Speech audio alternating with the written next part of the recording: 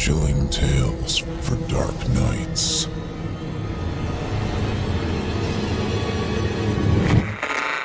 Want to make sure you never miss a Chilling Tales for Dark Nights video again?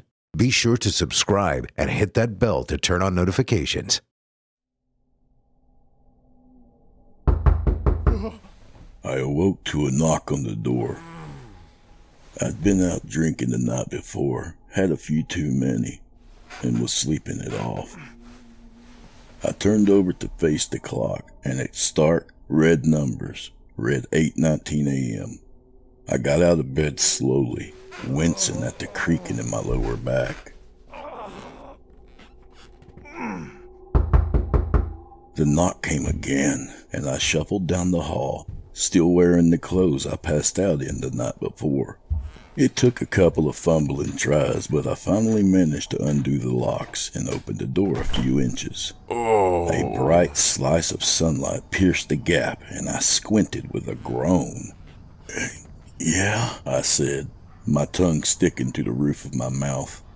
The delivery guy stood there, smiling, resplendent in his pressed uniform. "Mr. Parker?" he asked. Mr. Samuel Parker?" "Yeah?" "Good morning," he said, holding out a package. "Sorry to wake you, but a signature's required for the delivery." "Delivery?" I took the shoebox-sized box. "What? What is it?" He shook his head. "No idea, sir. Just sign here and it's all yours." He held out a pen, and I dutifully signed along the line at the bottom of the page. "Great," he said, flashing another smile. "Get into some trouble last night?" "Maybe. I'm not really sure," I said, deciding to humor him.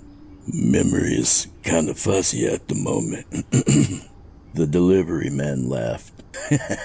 "I remember those days, prowling around like a tomcat," he said, and winked. "Listen, take a few teaspoons of sugar, one of salt, and mix it in a tall glass of water. Sip it till it's gone.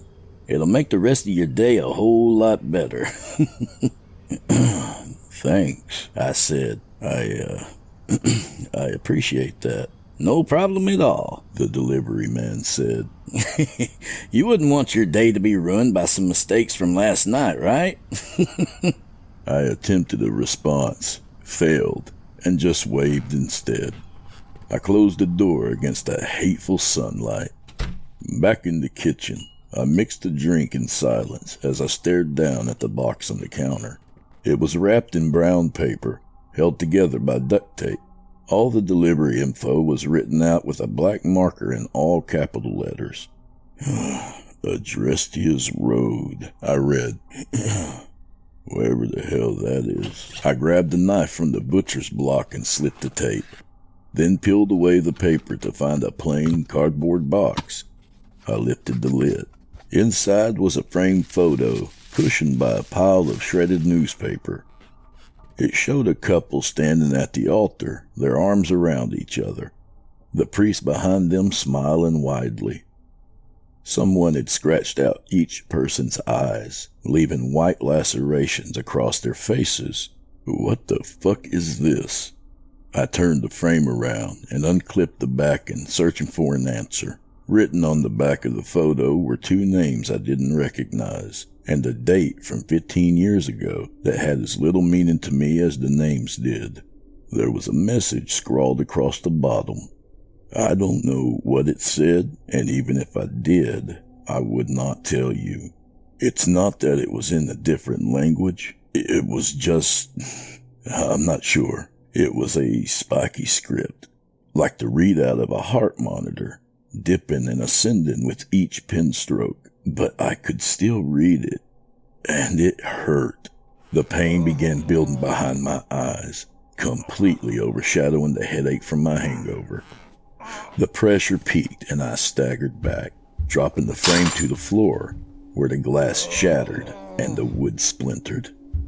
I shoved the hills of my hands against my eyelids and screamed. My head felt like an inflating balloon that had reached its limit. Just when I was sure I was having a stroke, the pressure stopped and the sensation slid away from my eyes, moving into my sinuses and growing there like a sudden head cold. It began to throb in time with my heartbeat. I'm not sure how much time passed as I stood there in the kitchen panting, my teeth clenched against the pain. When I lowered my hands, I opened my eyes to darkness. I was blind. No images, no colors, not even black. There was nothing. I stumbled but succeeded in grabbing the counter. Feeling my way along, my hand bumped into my keys and sent them clattering to the floor. I knew my cell phone must be close and was more than relieved when my hand fell upon its familiar shape. I used my fingerprint to unlock the phone. "Call Michael," I said. The phone chirped in response. The ringing went on for an eternity.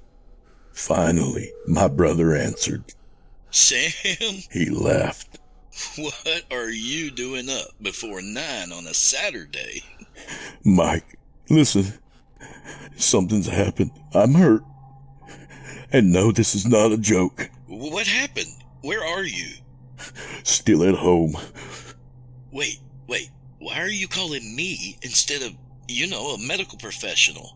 "It's not," I began, but then couldn't find the right words. "It's not medical. Maybe it is. Shit, man, I don't know. Just get over here, okay?" There was a moment of silence. Okay, He said, I'm leaving now, but this had better not be some kind of prank, man. "It's not. Just," Yeah. Michael said, and hung up. I slowly made my way into the living room and managed to find the couch without tripping and breaking my neck. I sat down and waited in my new dark world, trying not to panic, but I could feel it rising regardless, pushing its way up my throat like bile. My brother only lived 20 minutes away, but it was a long 20 minutes of just sitting there, listening to myself breathe. Eventually, there was a knock at the door. "Mike," I called out. I heard the door creak open. Yeah, it's me. What are you doing? "I'm blind, Mike," I said. "I can't see," was what I meant to say. But that was wrong, because just then my sight started to return. The world started to form around me. No colors, but shapes were becoming clear. I looked to the door, to my brother, and coherent thought left my mind in an instant. Michael stood in the doorway, the monochromatic sunlight framing him from behind. His face was a ruin, his skin drooping away from his skull like melted wax. Serrated antlers hung from each side of his head, twisting into curls like the horns of a ram. Sam, what's wrong with you? He said, shambling toward me on legs of ripped muscle and hanging veins that fluttered like seaweed in the strong current. I screamed and backed away to the furthest edge of the couch. "Get back! Get the fuck back!" He stopped. Hey, calm down. It's just me. What the hell is going on? For a wonder, I did stop. I squeezed my eyes shut. "Mike?" Yeah? "Say something. Something only the two of us would know." Your middle name is Brian. "No," I said. Something more specific." He said. Let's see. When you were 12, I caught you in the bathroom. Okay. Enough," I said. "It is you. But you don't look like you." Sam, I swear to God, if this is some prank. No prank," I said. "Hold on. I need to check something. Move away from the door, off to the side where I can't see you." I heard his shuffling steps, then opened my eyes. The door stood open, showing a scene of gray grass and white sky. Something shambled along the sidewalk. Matted hair trailed down its flayed back. braided with strips of skin. Its left arm hung low, the claws at the tips of its fingers causing sparks as they skipped against the concrete. In its right, it held a loop of intestine tied around the throat of some beast, its carapace shining in the morning light. I struggled to keep my vomit down, but a sour belch escaped my mouth, leaving a greasy taste in its wake.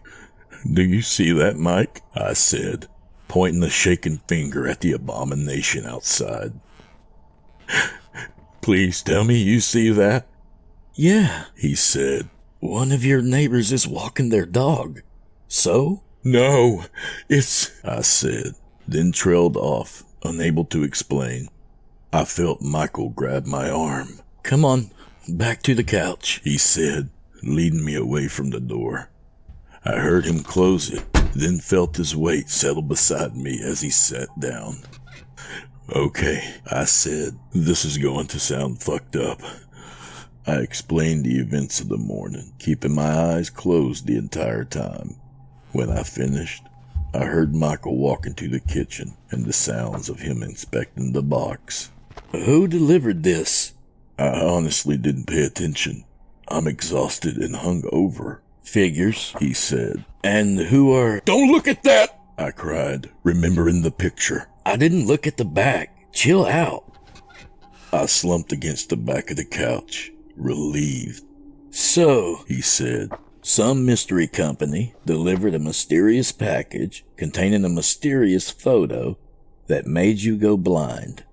"Yes," I sighed. "And now you can see, but everything's in black and white, and I look like some sort of creature that crawled out of a grave?" "When you put it like that, it sounds crazy." I could hear the sudden swish of him turning the box around on the counter. "What about this web address?" he said. I blinked. "I don't know what you're talking about."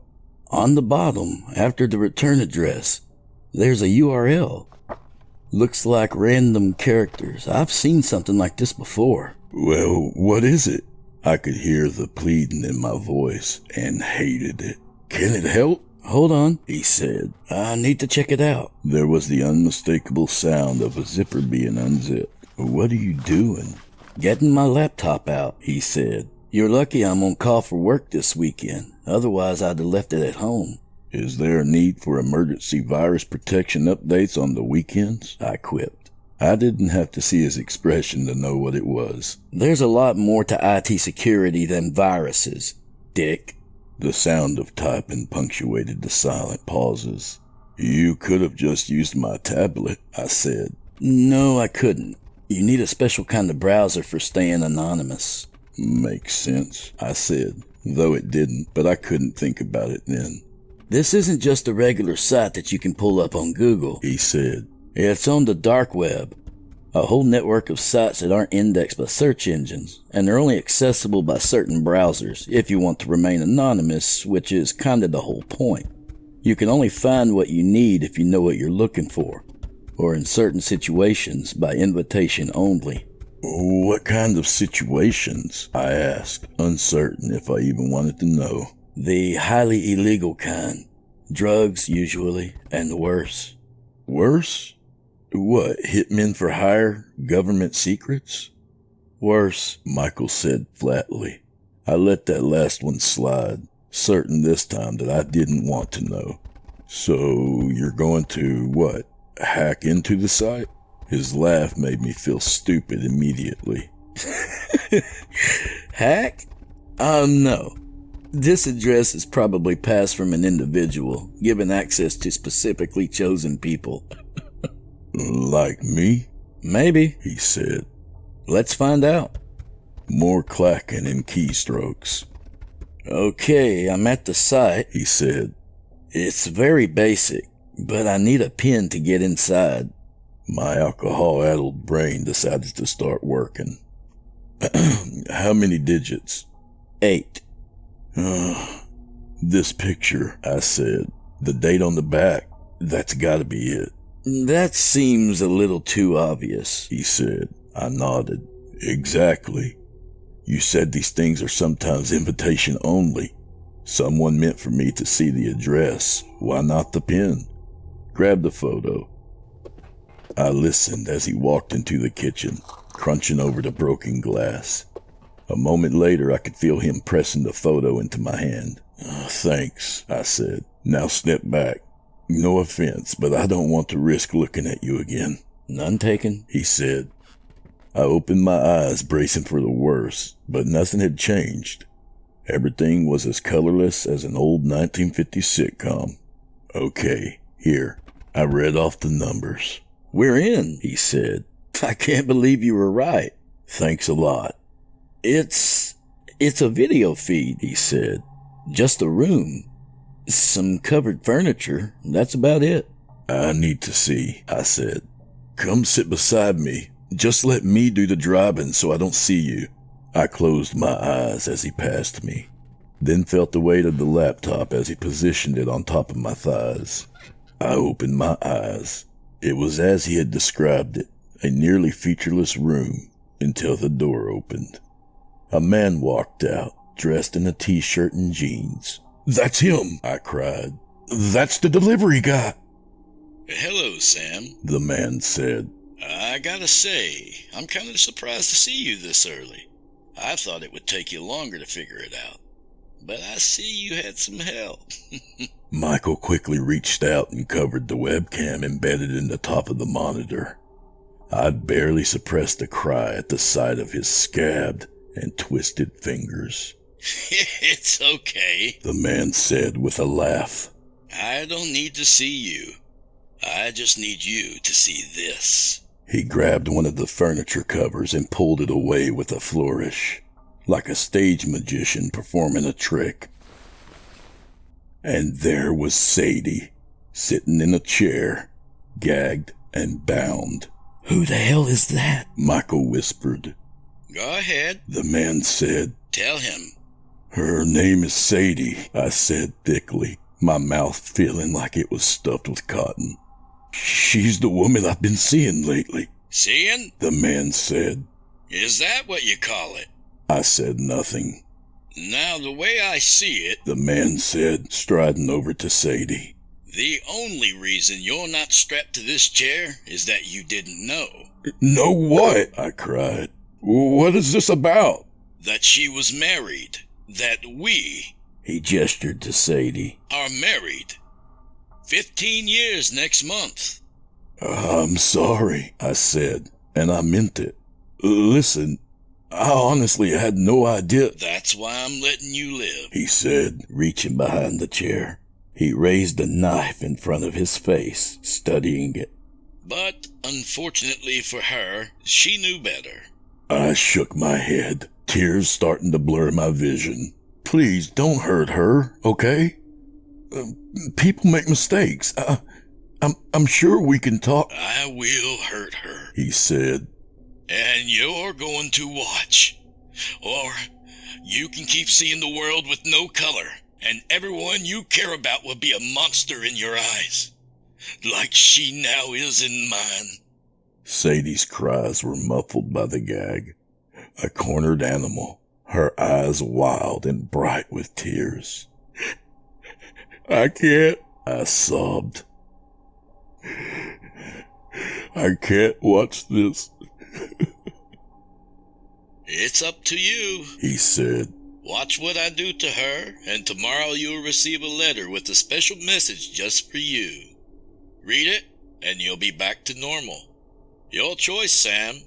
A few minutes of murder, or a lifetime of monsters. I looked at Michael, at his bulging, yellow eyes. I nodded to him, and he removed his hand from the webcam. And I watched.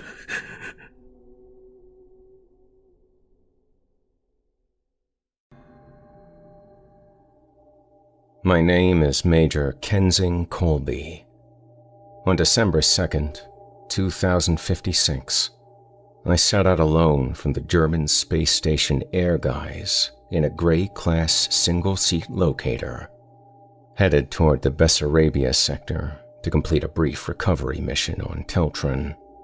2 weeks earlier, Ellen Hernandez had died there when her spacesuit was torn by a flying shard of irradiated coolant released by an explosion on one of Russia's nuclear-powered satellites. The other members of her crew had to take off for their own safety from the freak storm, and her body hadn't been recovered yet. That was to be my job. Teltron was a desert void that had aggravated both DLR and NASA for years now, with its maddening and conflicting soil evidence of a substantial water source that was probably never going to be found. Ellen Hernandez had been collecting even more samples when the coolant storm killed her. All that was left now was the slow pulse of the positioning chip embedded in her left boot heel. It was this that I followed all the way down to the vast, arid surface. It was almost entirely an instrument landing. I kicked up so much toxic soil as I descended that too much got sucked into both main engines and played hell with the craft's heating core. But this was only a minor annoyance. It was a relatively smooth operation.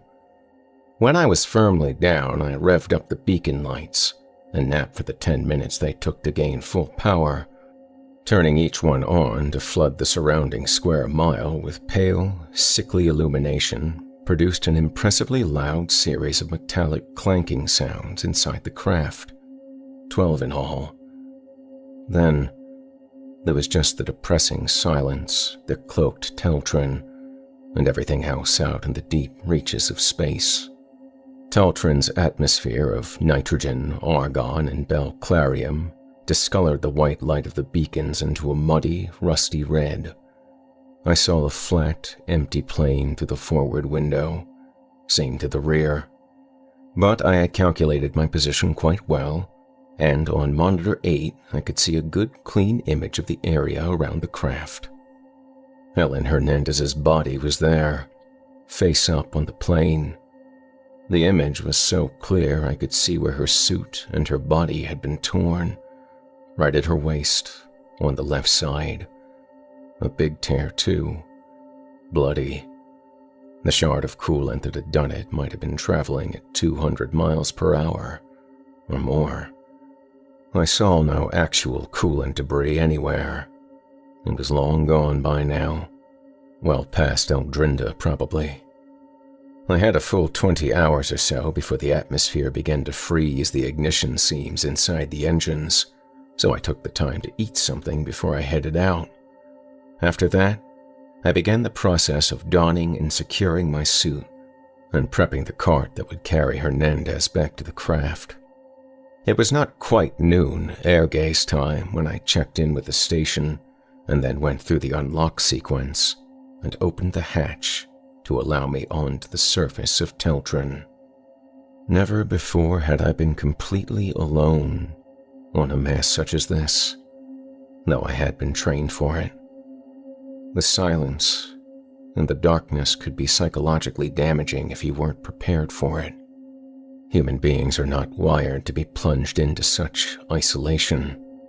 At any time, I could open communications with the air guys by merely speaking aloud inside my helmet, but since they had me hitched to a bio-track, I felt no need.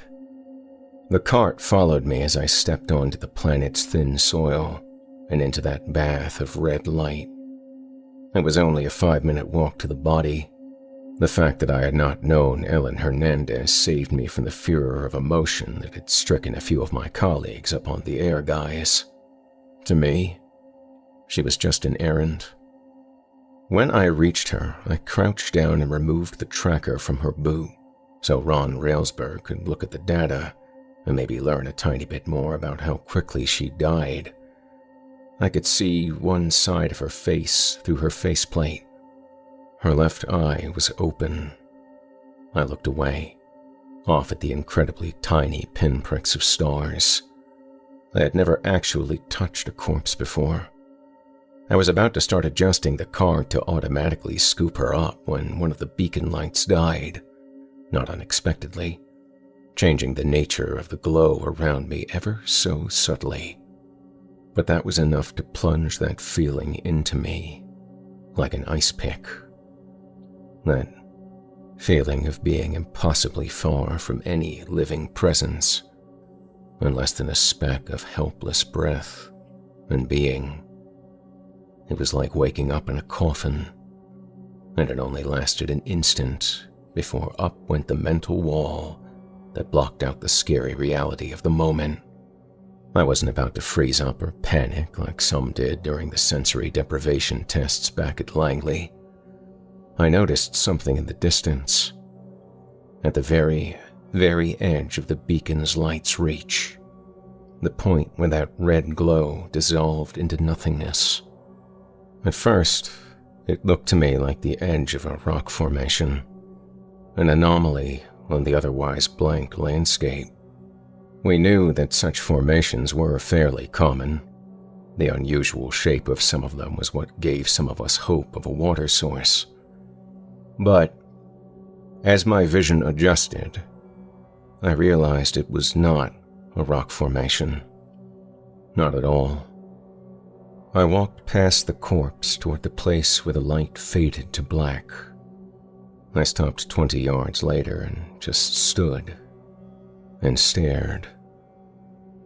What I was looking at was the back of a school bus. Yes, a traditional school bus, facing away from me. Each step brought me more detail. Soon enough, I could read the Colorado license plate. A number on the rear emergency door marked the bus. Bus number 68. The front half was totally in the dark. I don't remember how long I stood there before I went forward into that patch of black emptiness. I did not question the reality of what I was seeing, not for a moment. Whether it was real or illusion, or imagined, didn't enter into my course of action. I reached my left hand out and felt for the side of the bus with my glove. With my right, I reached up to the trip that would disconnect any incoming transmissions from the air guys. I wanted the silence now, and this cut off even the tiny static hum of the open channel. I soon came to an obstruction. The bus's accordion door was open. I ran my glove over the glass and positioned myself where the steps would lead me up and in, but it was a long time before I climbed them.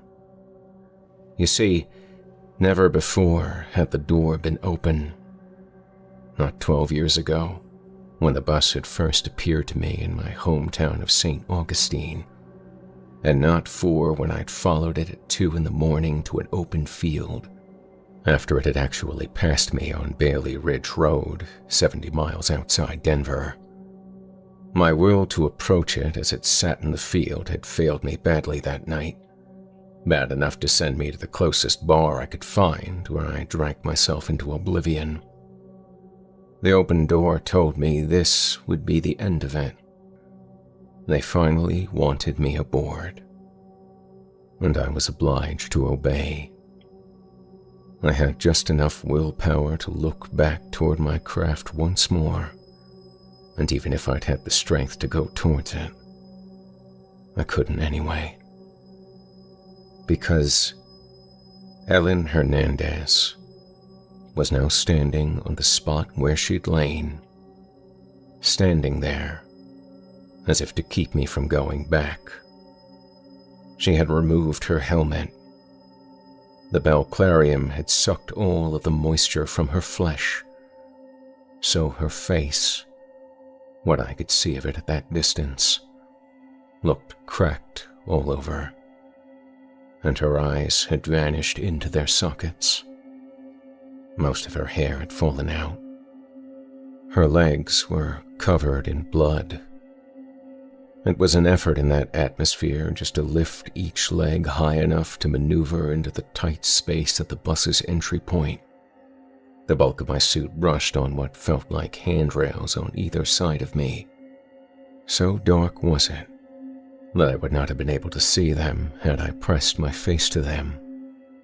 I was utterly blind and deaf. But then, when I turned my body to the left upon ascending 2 steps, the red glow of the distant beacon lights showed me the silhouette of several heads of human beings sitting on the bus's seats. 14 of them there were. They did not move. Many of the seats were empty. They wanted me to be among them. It was time. I took a few steps forward. The 2 silhouettes at the back of the bus were clearest. The light brushed sides of their faces. I sensed rather than saw a head turn slightly to watch me pass. I steadied myself by touching the backs of the seats. A few feet from the end of the aisle, I maneuvered clumsily onto one of them. I sat towards the edge, facing the front. Across the aisle were the obsidian outlines of 2 people, who I felt were staring at me, eyes invisible. Had they reached out to touch me, I would of course have gone mad. I was 20 years old when I caused the accident that took all of their lives, and the drivers, who hadn't been much older than I was. A quarter of a century ago now, it had been a day trip for them, an outing from the senior center on Ronstick Road where they passed their quiet days. None was under 70 years old. I'd cut the bus off in my Honda as I was trying to pass a slow-moving sedan in the rain. It had all happened in an instant. I never saw the bus swerve and then overcompensate, sending it onto the shoulder and then across the opposing lane toward a drop of 40 feet beyond a rusty guardrail. I had driven on, assuming I had merely caused a bit of a jolt.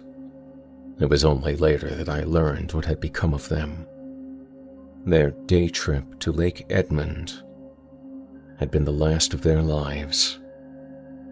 I never told anyone, what had happened. I'd even managed to pass NASA's psych evals, maybe because it took years of the guilt to sink in so deeply that it never left. The Kensing Colby before that day and the one after were 2 very different human beings. But this wasn't enough for the people on the school bus. They wanted to stretch my suffering out across the decades. After 5 minutes, maybe 10 of sitting there, insensate and numb, I felt we were moving. The bus had begun to roll forward. We were going somewhere.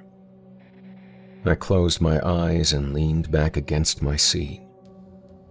It couldn't properly be called terror, what I was feeling. Instead, my conscious mind had finally detached from the desire for self-preservation entirely. I lost all awareness at one point and fell into a dreamless abyss, much like they told me hypersleep would be like. When I awoke, nothing had changed except that through the front window of the bus, I could see a deep band of blue in the sky, telling me the impossible, that we had traversed thousands of miles of dead terrain and were on the other side of Teltron now.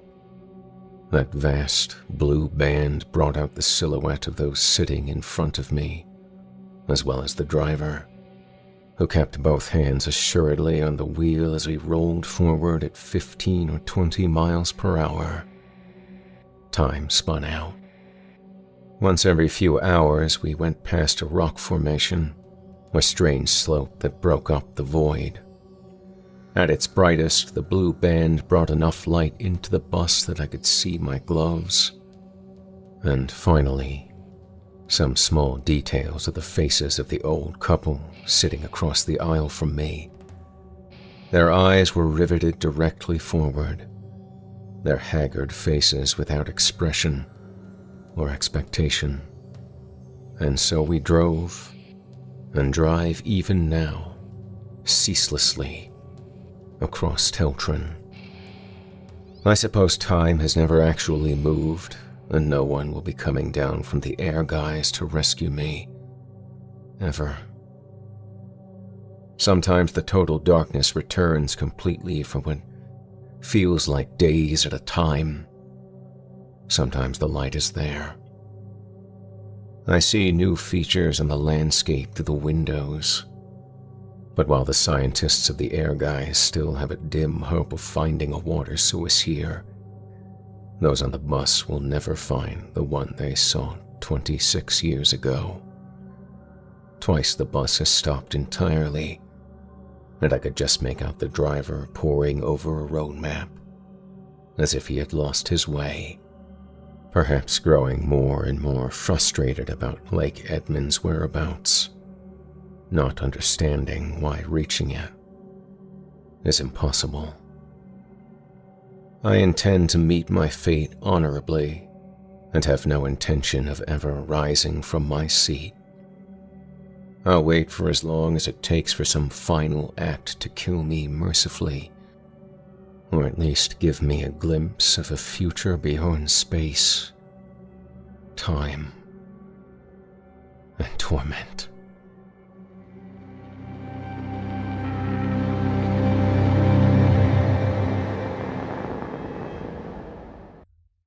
It wasn't like I was snooping. I was just out for an evening walk, and my neighbor Raoul had his curtains wide open. There was light, there was movement, and I looked. Anyone would have. I wasn't sticking my nose where it didn't belong. Raoul was having a dinner party. There were 3 people I didn't recognize seated around the table with him. Judging by the smiles and animated gestures, everyone was having a good time, except for Raoul. He was gazing blankly ahead, totally disengaged from the party around him. I gave a little wave because I thought he'd seen me, but when he didn't respond, I realized that he was just staring at his own reflection in the window. I'll be honest, I kind of stared at him too. He looked awful. He had bags under his eyes that I could see all the way from the street. His face was slack, like he was in a daze, and he'd lost a lot of weight since the last time I'd seen him. Not in the, hey, your diet's working really well kind of way. It was more of a, we've had to strictly ration our supplies to make it through this long winter look. I wondered if he was going through something that I'd missed hearing about. It had been a few months since we'd talked. Everything had been fine at that point. He and Diane had just gotten back from a big RV trip, and their daughter, Mara, was visiting from college on break. He'd seemed happy and healthy then. Something must have gone wrong. Speaking of Diane and Mara, I noticed that neither one of them was at the table. I craned my neck around, trying to see if they were somewhere else in the room, but it was just Raoul and his 3 guests. It struck me as odd until I noticed that although the table was set, there was no food on it. So, obviously, they were just in the kitchen, getting things ready. Something still felt off, though. I found myself waiting, watching for Diane or her daughter to emerge, but neither one ever did. The guests didn't seem to mind the delay. Their conversation was as spirited as ever despite Raoul's uninvolvement. The chatter passed back and forth over his head, but he just stared sightlessly outward, his gaze passing through me without even knowing I was there. I almost went to knock on the door. I knew things weren't right there, but I convinced myself that I was wrong, that everything was fine, that it would be weird to interrupt the party for no reason. Raoul and Diane had guests over. They didn't need me barging in. And what would I say? Hey, I was staring in your window and I saw that dinner wasn't ready. Are you okay? I didn't want to sound like an idiot. I turned away from the window and headed back down the street to my house, where I made my own food and pretended I was going to stop thinking about Raoul's dinner party. It kept bothering me, though. When I woke up the next morning, I was still thinking about his face. He'd looked absolutely wretched, and his wife hadn't been there. Were those 2 points coincidental or connected? All morning, I kept constructing scenarios to explain it, like he and Diane had both fallen ill, and he was freshly released from the hospital, but she was still there. The people I'd seen were family members, there to nurse him back to health. Or maybe just Diane had gotten sick, and he was losing sleep worrying over her. The visitors could be her family who'd come to be close to her, which might explain why he'd looked like an outsider during their dinner camaraderie. Then again, there might not be any illness at all. Maybe Diane had left him, and those guys were old college buddies in town to cheer him up, to help recover from the shambles of what had been his life. Didn't seem to be working, but that didn't mean that they weren't trying. I tossed around all of these ideas and more, hypothesizing situations from the mundane to the absurd. They were all possible. I just didn't have enough information to say for sure. One thing was certain, though. Whatever was going on, Raoul wasn't well. So if I brought him food, I'd be doing a good thing, right? And if, while I was over there, I happened to ask what was going on, that was just basic neighborly conversation. I could say that I saw him when he was out the other day. I didn't have to admit that I'd been looking in through his window at night. Not that there was anything wrong with what I'd done, it just sounded a little creepy without all of the context. Easier to just sidestep with a white lie. The early afternoon found me crossing the street with a bag of tortilla chips in one hand and a plastic container of my specialty homemade bean dip in the other. I didn't make this for just anyone. This was guaranteed to smooth over any weirdness over how I'd known he was sick. No one was going to ask any questions if it meant I might not leave them bean dip. I knocked on the door and waited, mulling over what I should say to Raoul. "Saw you weren't looking well. Brought you some food?" It had the advantage of simplicity. "I heard something was up. Can I help?" Shifted the blame off of me for looking in his window, but it opened up the possibility of Raoul asking who'd been talking about him, and I didn't have a good scapegoat handy. I was considering acting surprised. "Hey, I made too much bean dip, so I thought I'd see if you wanted—" "Whoa, you don't look so good," when the door opened. It wasn't Raoul standing there, though. It was his guests from last night. All 3 of them. "Hello!" The one in front greeted me jovially. He had a broad grin and an air of haphazard dishevelment. He seemed mildly astonished to find himself answering the door, as if he had expected to be somewhere else. His thick black hair sat on top of his head in an untidy mess, looking as if it had been dropped there from a height. The other 2 hovered in the background, looking on with interest. Up close, the idea that they were family seemed much more likely. They all shared the same hair, the same thin build, and the same slightly disconnected manic expression. They didn't look much like either Raoul or Diane, though, so I wasn't sure whose family they might be. I realized after a beat that I had been staring instead of answering. Hi, I began. All of my carefully considered words had abandoned me. Sorry, I was expecting Raoul." He cannot come to the door. Extremely sorry. He would be, too, no doubt. What do you have there?" He cocked his head to the side as he regarded the container of dip. "Oh, well, I thought Raoul might be... that is, I was making dip and I thought he would want some. I made too much, anyway." I managed, remembering my story. I held out the container. "Here, this is for him." "A food offering, is it?" The man at the door took the plastic dish from me. His fingers were thin and cold, like the branches of a tree in winter. "For Raoul?" "Well, for all of you, really. I mean, it's not like he's just gonna eat it in front of you." "No, to be sure. It is a rude host who does not offer food he has to his guests, indeed." His brothers had drawn closer and were peering over his shoulders at the dip. "And so, this is for us?" "Yeah, for sure." All 3 of them were looking at me. Their gazes were somehow expectant. The silence stretched out, I began to feel awkward and spoke to fill the gap. That's not a lot, I guess, but if you like it, I can always make more. This is merely symbolic. The one who had answered the door looked at me, seeking agreement. I mean, yeah, sure. I fidgeted, uncomfortable in the face of their ongoing smiles. I was beginning to feel that there was a joke being told at my expense. I attempted to steer the conversation back to easier ground. Hey, so is Diane here? Or Mara? No, they are out. The grins continued. But they're okay, though. They had a bit of a downturn, but both have stabilized now. They will have no future issues. Okay, good. That's good. And Raoul has a bit farther to go. Just a bit. We expect him to stabilize tonight as well. Or tomorrow morning at the latest. Cool. Great. Good to hear. So, are you guys family here to take care of them, or what? He considered my words, then nodded enthusiastically.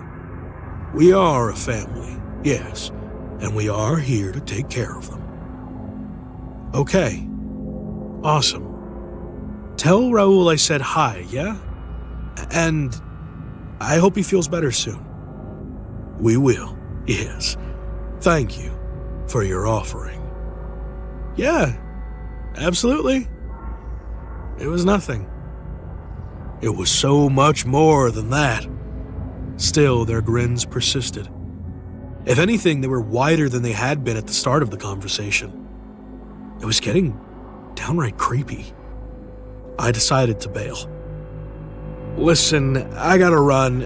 Good to meet you, and tell Raoul I hope he's feeling better soon. Enjoy the bean dip. Yes, this was a fortuitous meeting. We will enjoy the food you offer soon. Okay, great. Well, bye.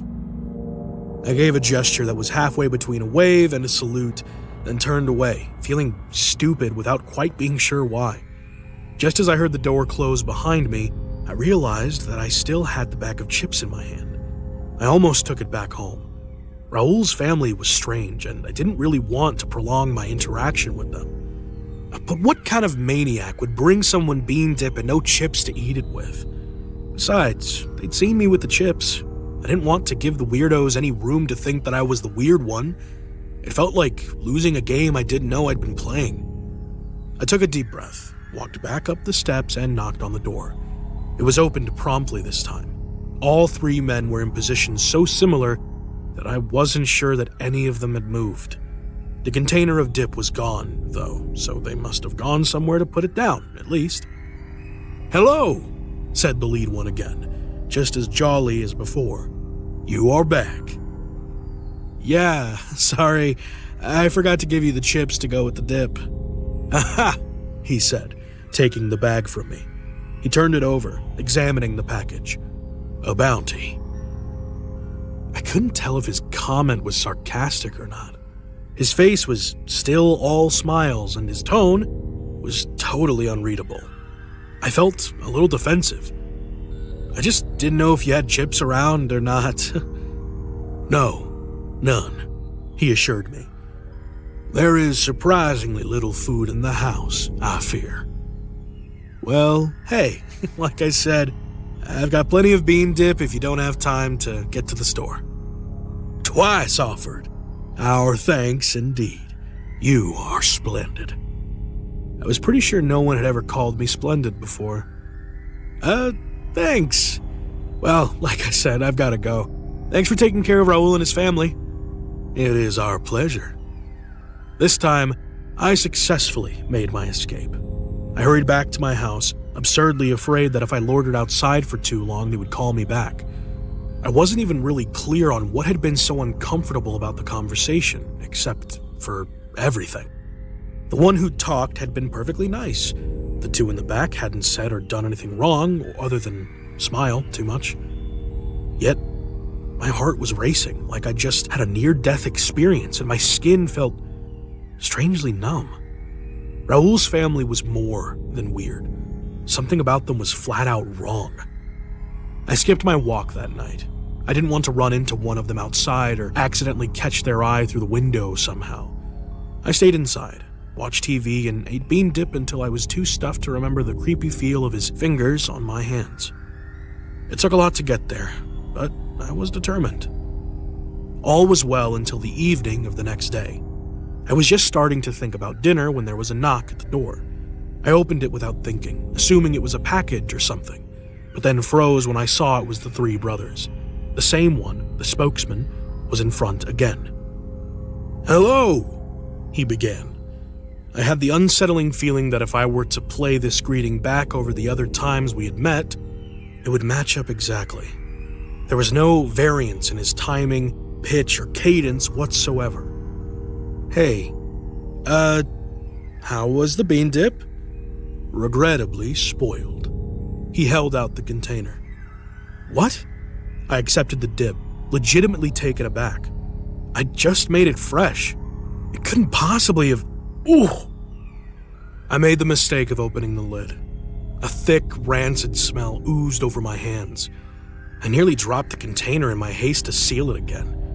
The stench lingered, a physical presence strong enough to supersede my aversion to the visitors. "Man, I don't know what happened there. I've got plenty more if you want." "All spoiled as well, likely." "Nah, I can see why you'd think that, but I just had some this morning. Hang on, I'll grab you some." I stepped to the kitchen and opened the refrigerator. A wave of foul odor rolled out, slapping me in the face. I staggered back a step. My eyes teared up as I dry heaved. This was more than just the dip. The entire contents of the fridge had spoiled. More than that, I could see mold growing thickly over every food surface, filling containers and nudging its way out to spill onto the shelves. "Unfortunate. It is as I have said." The foremost of the brothers was behind me, looking over my shoulder into the refrigerator. "How did this even happen? It was fine this morning, and the refrigerator is still cold." I shut the door, gagging again as the movement forced a new wash of stench. I turned it into a cough, embarrassed to be showing such weakness in front of a stranger. Then it struck me. "Also, hey, what are you doing in my house?" "We have come for dinner." He smiled pleasantly, as if this were the most obvious thing in the world. "Look, I know I said you could have more bean dip, but I think you can see that's not on offer right now. I don't know what went wrong, but I definitely can't make food out of anything in there." "Unimportant," he said, waving a hand magnanimously. "You have other food." I raised an eyebrow. "Yeah, so?" "You have offered." "Dude, I offered you bean dip." "It was symbolic, you said." "No, it was literal bean dip. It was in a plastic container. I'm sorry it went bad, but I don't owe you anything." "You made a food offering. For all of us, you said." "Okay, look, you're getting creepy. I want you out of my house." "We will leave when you have fed us." I took an involuntary step back as his two brothers stepped out from behind him. They were thinner and smaller than he was, but not by much. It seemed impossible that they had been hiding behind him. Yet there they were, all three of them, staring me down in my kitchen. All three still bore those manic smiles, as if this were some sort of game. Enough! I let anger disguise my rising panic. None of the intruders made any attempt to stop me as I pushed past them and headed back to the front door. "You're all getting out of my house right now." Yes! My declaration devolved into a startled cry as I yanked the front door open. There, on the front step, was the first of the brothers, standing as calmly as if he had just knocked on the door and been waiting for me to open it. I jerked my head to look behind me. Only his two brothers stood in the kitchen. "We move where we will when we are disregarded," he told me. He placed his unnaturally long fingers gently against my chest, pushing me backward as he re-entered my house. "You will not be quit of us until you have discharged your obligation." "Fine," I snarled, attempting to regain my composure. "You want food? Here." I stormed back into the kitchen and tore open the pantry door. I could immediately tell something was wrong. It smelled earthy and rank like an uncovered grave. The light flickered on and confirmed what I already knew. Everything in the pantry had rotted away. The cereal boxes sagged, their cardboard soggy and warped, the cans bulged ominously, the potatoes were seething with grubs while the dried beans crawled with flies. "Tisk," said the visitor, directly behind me once more. "Your food. Whatever you're doing, stop it." I kicked the door shut, but by now the whole kitchen stank. "Look, I'll feed you. What do you want? I'll go get it." He shook his head. "You will not leave." "Then what do you want me to do? I can't feed you if you've ruined all of my food." "Not quite all." I stared at him, uncomprehending. "What? Am I supposed to dig through that mess to find something that's still edible?" "None of that is edible, nor what was in the icebox. Yet there remains another food source in the house." "Oh," I said, feigning comprehension. "Yeah, okay. Let me go get it." All three of them watched me as I left the kitchen and headed down the hall, eyes wide and curious.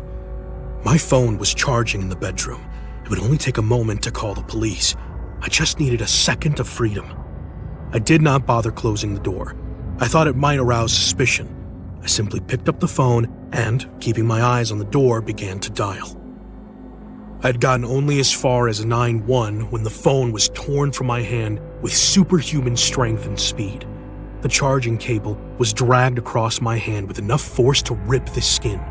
I whipped around to find the brothers crowded behind me. My phone was crushed in the hand of the lead one, the jagged edges of the plastic and glass sticking into his palm. But he didn't even seem to notice. His eyes and the eyes of his brothers were fixed firmly on my hand. His tongue peeked between his lips to lick the lines of his rigid smile. I glanced down at my hand, confused, and saw that I was bleeding. I looked back to the brothers, to their fixated stares, and finally realized what sort of food it was they were looking to eat. "No way," I said, covering the cut with my other hand. The motion snapped them out of their trance, and their eyes drifted back to my face. "You should not call," the leader began, but I cut him off. "You're insane. I'm supposed to let you drink my blood? And more, you offered us food." "I didn't offer you my flesh." "You did, though you knew it not. Now, confirm your offering. Invite us to feast, and we will leave. And what happens to me? You will not survive." Wow, that's a heck of an enticement. You really know how to make a sales pitch. "No way. Come and kill me if you can. I'll fight you." "We will not fight you." Still, he smiled, the expression tinging all of his words with mockery. "It will be an offering, or we will have nothing." "Then why on earth would I give myself up to you? If you do not, we will watch you starve even as you would starve us. And when you are dead, we will find another, and another, and another, until we have our offering. You could prevent the suffering of others. You could save yourself from a slow death. All you need to do is fulfill your promise. You have already offered. Simply provide." They stared at me for what felt like an eternity. I could feel their hunger radiating off of them. I shook my head. "Never." "Then we will wait together until you change your mind." That was 9 days ago. I have had nothing but water since then. I tried to give even that up, to hasten the end, but it was too painful and I caved. I've regretted that each day since as the hunger digs in deeper and tortures me in new and painful ways. My body aches all of the time. My stomach is in a constant cramp. I feel weak, confused, feverish. My skin is starting to flake off and my hair is starting to fall out. All I want to do is sleep, but the brothers are constantly surrounding me, talking to me, smiling at me. Always smiling. Fulfill your offer, they cajole me. Release us and we will release you. They sit me at the empty table for meals, taking up seats around me as if we were all waiting to be served. They talk about what I would taste like, laughing about what parts they would eat first. They set out plates and remind me that I have but to say the word and they will fill those plates with meat. You can even have a bite if you like, one tells me. I think it is still the leader talking, but neither my eyesight nor my memory can be trusted anymore. You don't have to die hungry. We can give you the final taste of food. I consider it more and more each day. But somewhere deep inside, I still have hope. During our empty meals, while they banter and laugh, I stare out the window into the neighborhood, hoping to catch someone's eye. I see people passing by regularly, but so far, no one has noticed me watching them.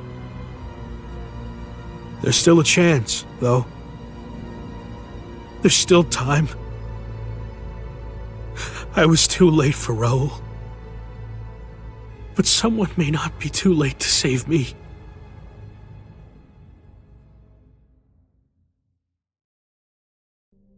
One, 243 miles above Earth. Ivan Babachev sat quietly staring through the portal, his blue eyes fixed on the distant planet he called home, Earth.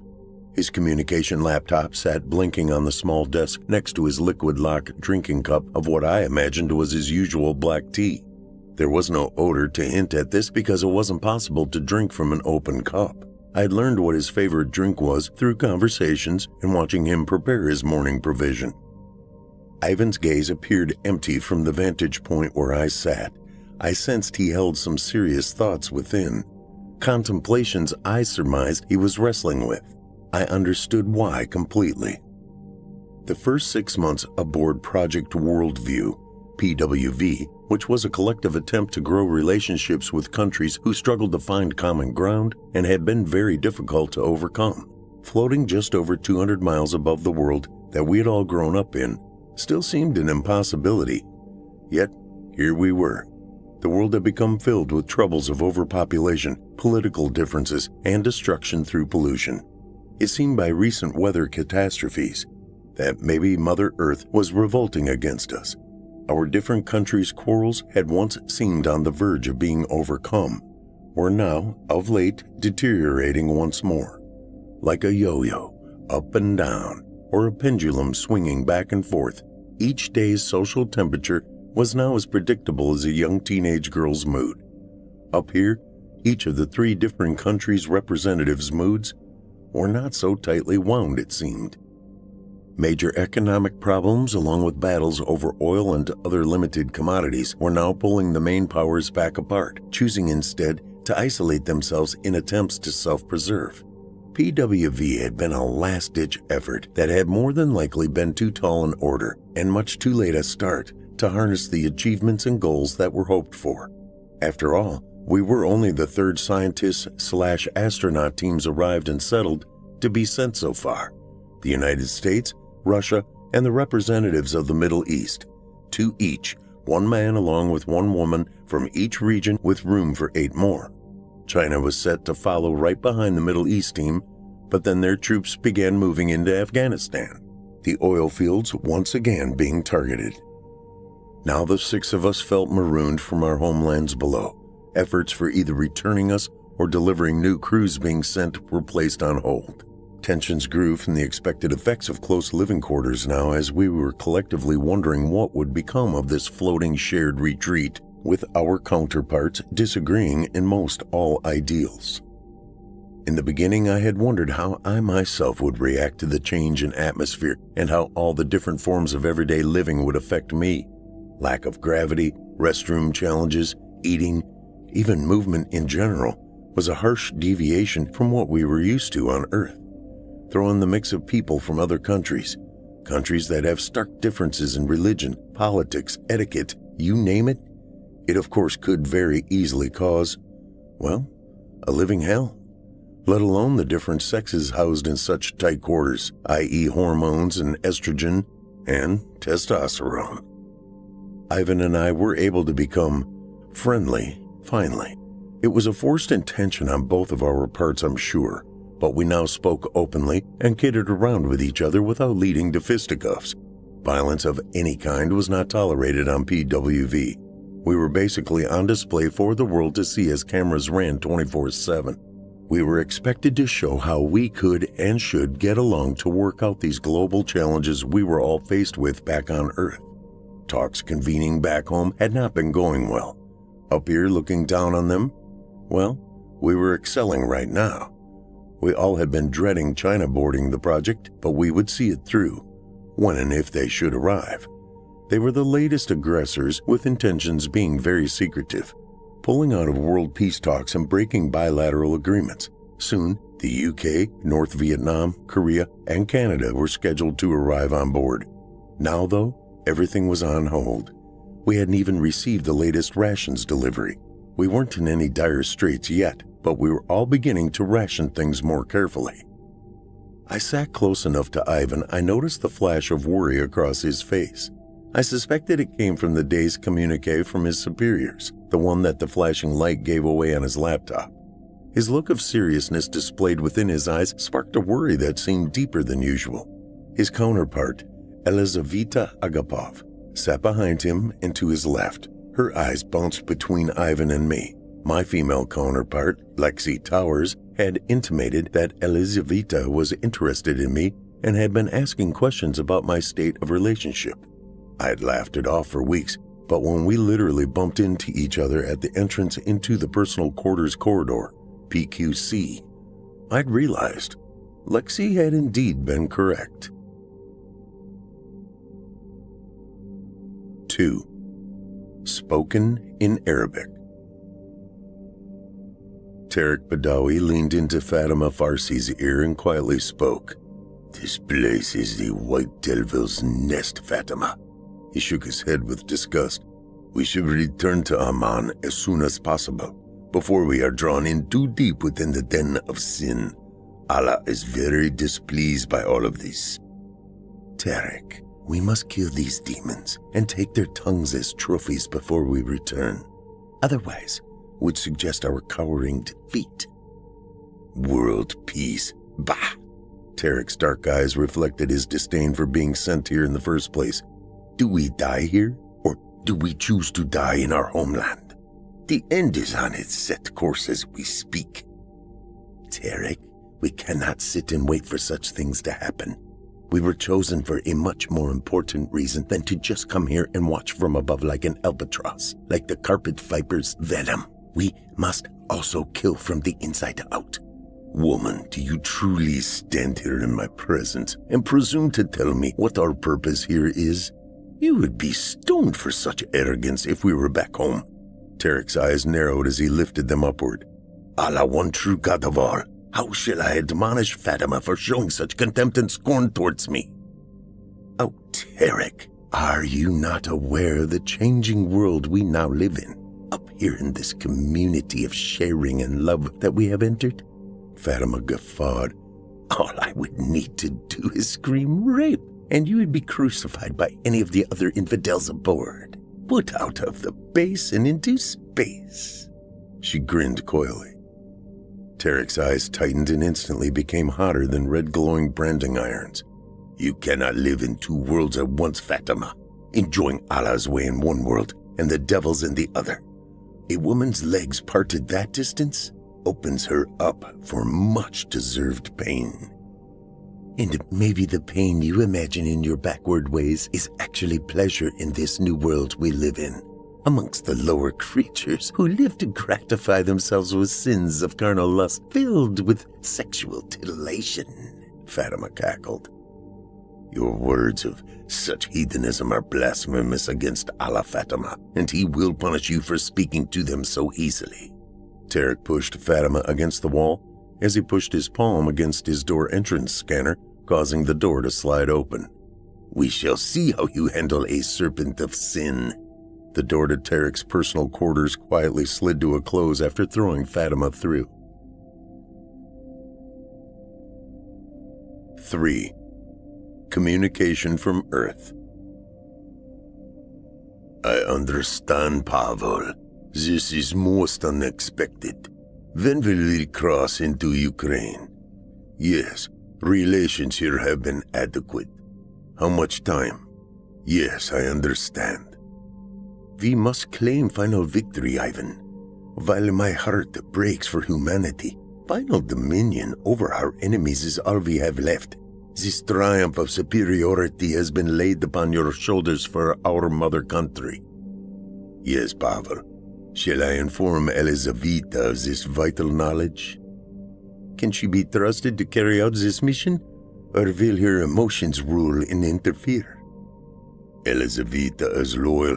She will fulfill the necessary steps to complete a victorious end.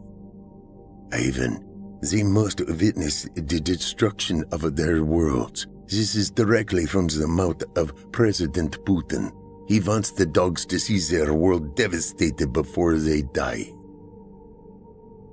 Elizaveta, my God, that was incredible. I held no idea that sex 200 miles above Earth could be like this. I glanced back out through the portal, seeing the blue and green orb hovering in the dark vastness. What will your comrade think of this connection we have made together? My comrade has no ties or hold over me. Besides, she's the one that told me you were interested in me. Rob smiled and then continued to grin. I'm sorry, I can't erase this smile that is plastered across my face. What does this plastered mean? I don't understand what you say. Is this good thing, this plastered? It's a wonderful thing. It means I want to do this again.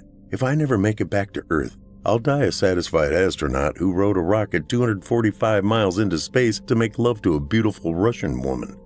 There is nothing better than sex while we travel 17,000 miles an hour, hovering above where home used to be. Yes, a smile plastered across my face is a good damn thing, Elizaveta.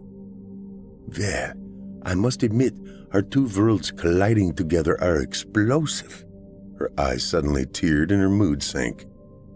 Okay, Elizaveta, what did I just witness? I cannot say. She looked away to the portal as she nested into Rob's stomach. Ivan will be looking for me soon.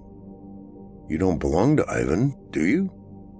Not in the way you are saying. Stay forever then, I said with a smile.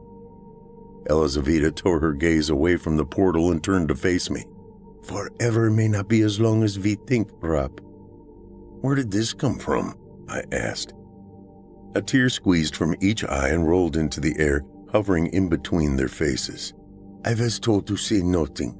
She watched her tears as they hung weightless between them, but I don't think I can keep silent. 4. Eyes glued to the outside. Elizaveta could not keep her secret quiet from Rob. Ivan was furious with her. I trusted you, Elizaveta. You have betrayed not only me, but Mother Russia. What matter is it, Ivan?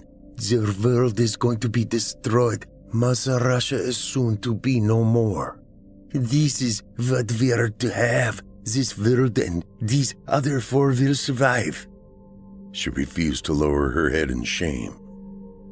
The president wanted us to be the final ruler. How will this be possible now? What miracle can give him all this now? The door slid open and in came Lexi and Rob. Ivan, we need to talk, Rob spoke. Yes, we do need to speak. Elizaveta glided around her colleague and approached Rob. This is almost unexpected. Ivan drew in a deep breath and held the rail as he turned to glance back out through the large portal to their world below. I was given orders, as I'm certain you now have heard. It seems it has come to the final hours. Vladimir wanted me to have you all watch the destruction and then put you down like dogs. But I now understand that Elizaveta has betrayed those wishes of our president. What good would that do for us? For you? Rob questioned. We will soon see if our countries are really so foolish with pride. The way I see it, this is a separate world divided from the one outside that portal. This world will also end without that world to supply us. Ivan's eyes sank deep into his brow. 11.5 billion souls are about to meet their annihilation, and here we are, hovering above, waiting to see it happen as if it were a theatrical release of sorts, each wondering what should happen next with the spectators who hold no control. Should I fight to be the last alive to prove my loyalty to an ex-KGB monster who is going to push the button that begins and end of the world as we know it? Ivan turned away, unconcerned if he were in danger from Rob. He stared at the colorful orb they were racing around at over 17,000 miles per hour, a complete rotation every 90 minutes. It's beautiful, isn't it? He looked back to Rob. Elizaveta pulled herself close to Rob, taking hold of his hand and squeezing it tightly.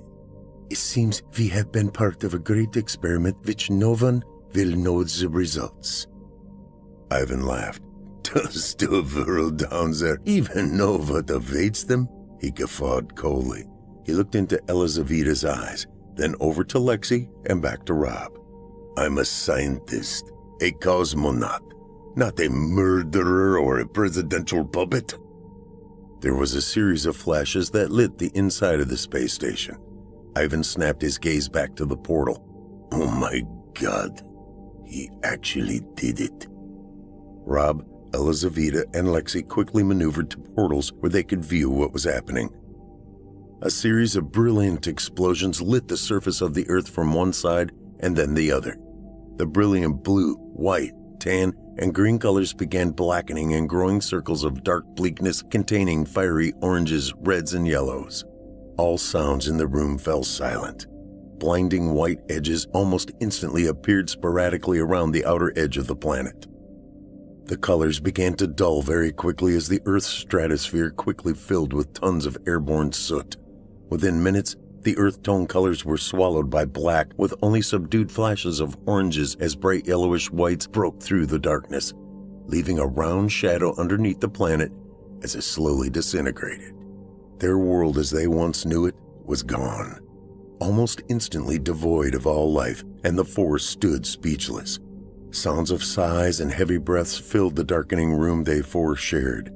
The quiet swish of the door opening that was usually almost unnoticed was suddenly a sound so loud it disturbed the quiet emptiness of the room and drew their eyes to turn. It was an act of sick reassurance of what we were seeing was not just a figment of each of our imaginations. Tarek and Fatima's complexions were both pale and gaunt, their yellow tannish skin appearing almost ghost-like, the white rounds of their eyes like spotlights shining into the darkened room. Tarek was the first to speak out. Allah forgive us. We failed to slay the demons amongst us. Fatima maneuvered clear of Tarek as if to distance herself from his erratic words. Before the door slid quietly to a close, all lights within their sight began to flicker. Each instrument light, room light, and screen blinked on and off repeatedly until blackness replaced the flashes. Total darkness swept over them both inside the main room of the lab and outside the portal. They were engulfed by a shroud of cold, stark blackness, blacker than any darkest night one had ever seen on Earth. Nary a star shined. The Earth's flashes of fire and explosions swallowed up in an instant. Cold. 5. Silence broken. Hello? A single word sliced through the chilled emptiness. Soon sounds of shivers came from different places surrounding her. Is anyone still out there? she quietly asked, hoping for a response as she attempted to get her balance and bearings. Elizaveta spoke out. "Ivan, are you still with me?" When there was no response, she called out again to her new lover. "Rob, are you here? Are you okay?" A frigid chill rushed through her body. It felt deep within her bones, as if she had instantly been encased in a block of ice. She tried to speak out again, but the words became shards of frozen glass in her mouth. She felt her attempt to speak now slice through her tongue, laying it wide open before it became too solid to feel. Panic instantly overtook her mind as she gasped to take air into her lungs. Her throat stung from the cold that barely entered in through her nose and mouth. She had struggled, but all her mind would allow was a feeling of internal invasion. As much as she desired to fight the overwhelming and foreign feeling, she surrendered to it completely. Cold, stillness, dark. Elizaveta's eyelids pushed against the thickness of her surroundings and closed, covering what were her brilliant blue eyes. The color Rob had told her matched the beautiful sapphire blue waters of Earth lying hundreds of miles below them. His last whisper she had heard as he lay on top of her then heated, moist body. Silence. 6. Aftershocks. Elizaveta opened her eyes to the warmth of warm skin lying beside her. Nestled tightly under a blanket, her bottom, legs, and back felt almost steamy hot. There was a faint light coming from a round opening across the darkened space where she lay. Faint sounds of relaxed breaths, escaping now, echoed behind her. Her mind suddenly painted a picture of the face of a man from possibly the Middle East. Tarek? She silently questioned. She remembered a scenario of lovemaking last night, but it wasn't Tarek, was it? She slowly turned, attempting to move easy enough as to not wake the person beside her. The body next to her stirred as she shifted her weight and lifted herself up slightly so she could see the face. Her head suddenly felt as if it were in a clamp being squeezed tightly. Her temples throbbed. Fatima awoke in her cabin. She felt as if she had gone on a binge last night. She closed her eyes tightly for a few seconds, hoping to will away the pain behind her forehead and temples. She also struggled to remember just what she had done to bring on such discomfort. She suddenly smiled briefly. There was a shadow of a memory that she and Tarek succumbed to sexual weakness. No, she thought to herself, Tarek was far too traditional in his ways. He would never have. Fatima searched her darkened room to make sure she was indeed alone. She quickly felt satisfied she was, and that she was possibly waking up from a dream. She glanced over to the digital clock screen on the communication module in the wall by the door. What? 13:30? How have I slept in so late? Why has no one awakened me? She asked herself as one leg slid off the bed and onto the floor, the other quickly following. She immediately grabbed her head and applied pressure to both temples. The ache was intense. She laid back down, her feet still touching the floor. Rob quickly noticed that if he kept his head still, the pain would subside, and he would then be able to try and piece his thoughts together. At the sign of any slight movement, his head would return to pounding, his temples feeling as if they would explode. His portal to the outside appeared differently. The lighting was off. It seemed as if the top were the bottom and vice versa. He started to get up to investigate, but quickly fell back in excruciating pain. What the hell? He almost whispered because of the throbbing his speech caused. He closed his eyes and tried to recall his last hours before sleep. What was that humming? I don't remember ever hearing it before. He drew his little finger to his ear and plunged it inward. The sound felt as if it were internal, not external. The hum grew louder, and it drove deeper into his pounding head. Rob drew both hands to his ears to cover them, but the movements it took to do so caused too much pain in the sides of his head. He dropped both hands and sighed.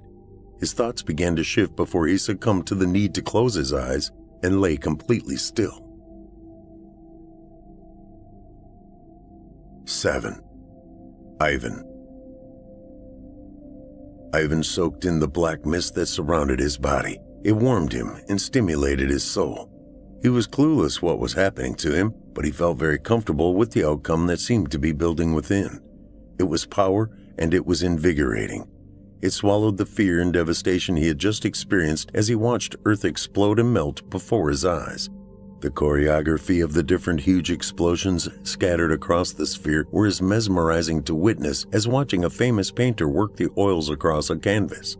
It was, however, mixed with feelings of loss as he suddenly realized his family, friends, colleagues perished before his eyes amid the fantastic colors as they had mixed before the blackness began swallowing the crumbling world below him. He was now feeding from those emotions. It broke him down, yet felt as if it were making him stronger, his hate for his enemies even more palatable. And to think I was befriending these dogs. Ivan took in a large breath of air, and as it exited, he could feel his frosty breath leave his body and then mix with the atmosphere around him. How am I alive? He asked himself internally. He had seen the blackness from the explosions work its way upward until the swirling murky haze swallowed up the station he was inside.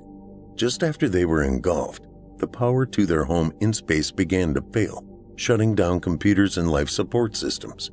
We should all be dead, frozen into blocks of ice. Are the others also alive? These questions now began to penetrate his brain and take over the thoughts from those previously occupying the space. Tarek. He is my only real threat, Ivan surmised. Fatima had shown signs of caving into the sexual clutches of Rob, putting her personal desires above her deity or country's desire. Lexi was no threat either, with her small stature and penchant to cave to the strength of a man. And of course, Elizaveta was a loyalist to Mother Russia as he. Only Tarek was a danger, and he was indeed a threat. I must find him and end this concern of apprehension. Ivan focused his thoughts on lifting his body from his prone position, the E-Musk artificial gravity enabler still intact. The darkness he was surrounded in was disorienting, making it difficult to rise to any standing position. As his feet hit the surface below, he lifted himself upward and stood briefly before his head began to feel as if it were spinning. Ivan's arm reached outward, grabbing instinctively to hold on to anything to stabilize himself. Finding nothing within reach, his eyes rolled up behind his eyelids and he freely fell backwards back onto the floor, missing the bed. His head made a loud thud upon contact, and blood exploded outward in a spray between his skin and suit as he lay sprawled on the floor. As the blood exploded from under Ivan's head, the darkness surrounded him and began to swirl and twist together, spinning faster and faster, encircling him. There was a barely perceptible hissing screech that began growing in volume as the tornado of twisting atmosphere became wider and stronger. The walls of Project Worldview began to shake and shrink and swell in a rhythmic pattern. It was as if there was a life form of some sort that battled to maintain its control of existence. Outside the portals of the PWV, the blackness that had risen from the destruction of Earth began swirling in radical mirrored movements. A string of satellites made their pass in between the disintegrating Project Worldview station and the previous location of the Earth. The orbit pattern, which now held nothing in its place but large chunks of debris being pulled out into the outer atmosphere. An entire galaxy was now beginning to react to the greed and destruction of human society and its gluttonous pride and ignorance. A black hole forming and sucking their world into its abyss. The life form unknowingly hidden in the depths of the Earth's interior was instantly ejected into the outer cosmos by the nuclear devastation. As the underground caverns throughout the globe exploded outwards, a small nucleus of that form was able to take refuge inside the Project Worldview station and attempted to orchestrate invading and taking refuge in its inhabitants. The 6 human occupants' bodies were frozen in a cryogenic state, each in their own personal compartment. The mist surrounded the inhabitants one by one and absorbed into their shells, taking control of their non-responsive bodies. In the next hours of occupation, the 6 astronauts' minds were absorbed and overridden, one by one, lulled into dropping their guard so they could be overtaken, succumbing to the new life form's existence within. 8. The Menace from Below. The alien was already somewhat acclimated to adverse temperatures, being nestled deep within the depths of Earth's interior. The planet's core temperatures had begun warming from the global destruction, the humans' propensity to aggravate its climate with pollution, overpopulation, and greed. The entity hidden below the soil and rock's crust had long begun its migration deeper and deeper into the core. Like a cockroach scampering across a hot griddle, the alien withdrew deeper and deeper to avoid a rise in its temperature. It needed the sub-freezing temperatures to survive. While humans craved and found heat a necessity, the opposite was true for the underground life which hung on to the same planet's attributes. This destruction of the Earth was in fact a timely blessing in aiding the life form to migrate into a more fitting atmosphere of living. Stark ice cold. It was quite possible it would now survive and grow instead of shrinking and or dying. It did, however, need one thing that the human life forms had always provided: brain waves. These biological synapses and unseen triggering of electrical impulses and charges that the human brain gave off had always been the source of nourishment that kept it procreating its form of life and existence. Its black mist, making its way to the surface for short times to feed unwittingly from the lower intelligent creatures called humans. Here lies the rub. These two life forms unfortunately needed one another to survive. The humans needed the black misty creatures to keep their bodies from turning into frozen blocks of corpses on ice. The off-heating of the alien giving that form of survival improper intervals of a temporary thawing. The alien needed brainwave interaction to continue its existence. Where and how these forms of life would continue was the battle now at hand. This alien mist's priority was maintaining enough mental stimulation and temperature control to maintain the human's brainwave interactions for feeding. The dark mist continued to weave in and out between compartments, attempting to continue the 6 separate silent inhabitants' brain stimulations of thought and dreams. As it fed, it grew, becoming larger and filling the space of the station, warming its interior unintentionally. The quagmire within was a fight for survival. The survival of each form. Each mind of the astronauts continued their dreams of life. Life before the dilemma they were now in existed. Happy moments that had given each of them the will to live. Moments of lovemaking for some. Moments of killing for one's country for others.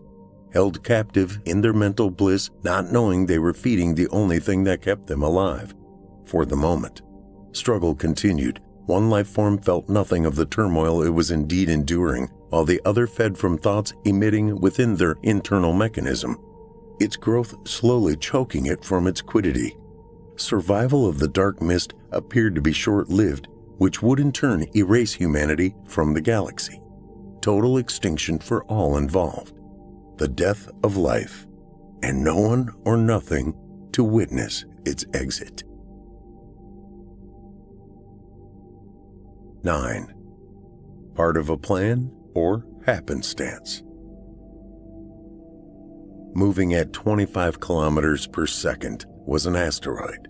The tracking screen reflected the image in a form of a flashing green light slowly moving across a screen. It's the size of the asteroid created to impact Earth 66.4 million years ago. The impact that wiped out most all life on Earth upon impact. Operator 1 spoke. I suppose there is a plan with this one? Asked Operator 2. Things don't just evolve happenstance, you know that, retorted Operator 1. This appears to be close to the path of the disintegrating Project Worldview, stated Operator 2. As the asteroid raced within sight of the space station, there was an explosion of light. Particles from the station expelled outward among a dark cloud of mist, appearing to collide into the reaching turbulence of the asteroid. It instantly became engulfed for a millisecond, as the blackness of the cloud was sucked into the niches and canyons of the racing chunk of what was once a living, breathing planet in another galaxy. The event happened in a flash of the world's existence. In the aftermath of the asteroid's path, 6 small frozen bodies could be seen hanging lifeless in the black void of space amongst pieces of metal and debris. They shine like tiny charms dangling from a bracelet, shimmering in the glow of the distant sun. They drew together in a flashing moment and slammed into each other in unison. An instant burst of slivers twinkled like a short-lived sparkler, dissipating quickly into the abyss of black. Human life destroyed forever in a spectacular scintillation of fading light. The green dot on the screen changed into a flashing red glow for an instant before again returning to a fading green glow moving across the monitor. The image on the video monitor of PWV, or Project Worldview, replayed the segment of the explosion and then the occupants' frozen bodies being obliterated into a blip of particles as the mist-covered asteroid disappeared into the distance. Operator 1 guffawed and then spoke in an almost whimsical voice. "I guess the Creator made his choice. It never pays to disrespect a planet you were given to inhabit and take care of." He chuckled. "I guess we'll see how the next experiment sorts out."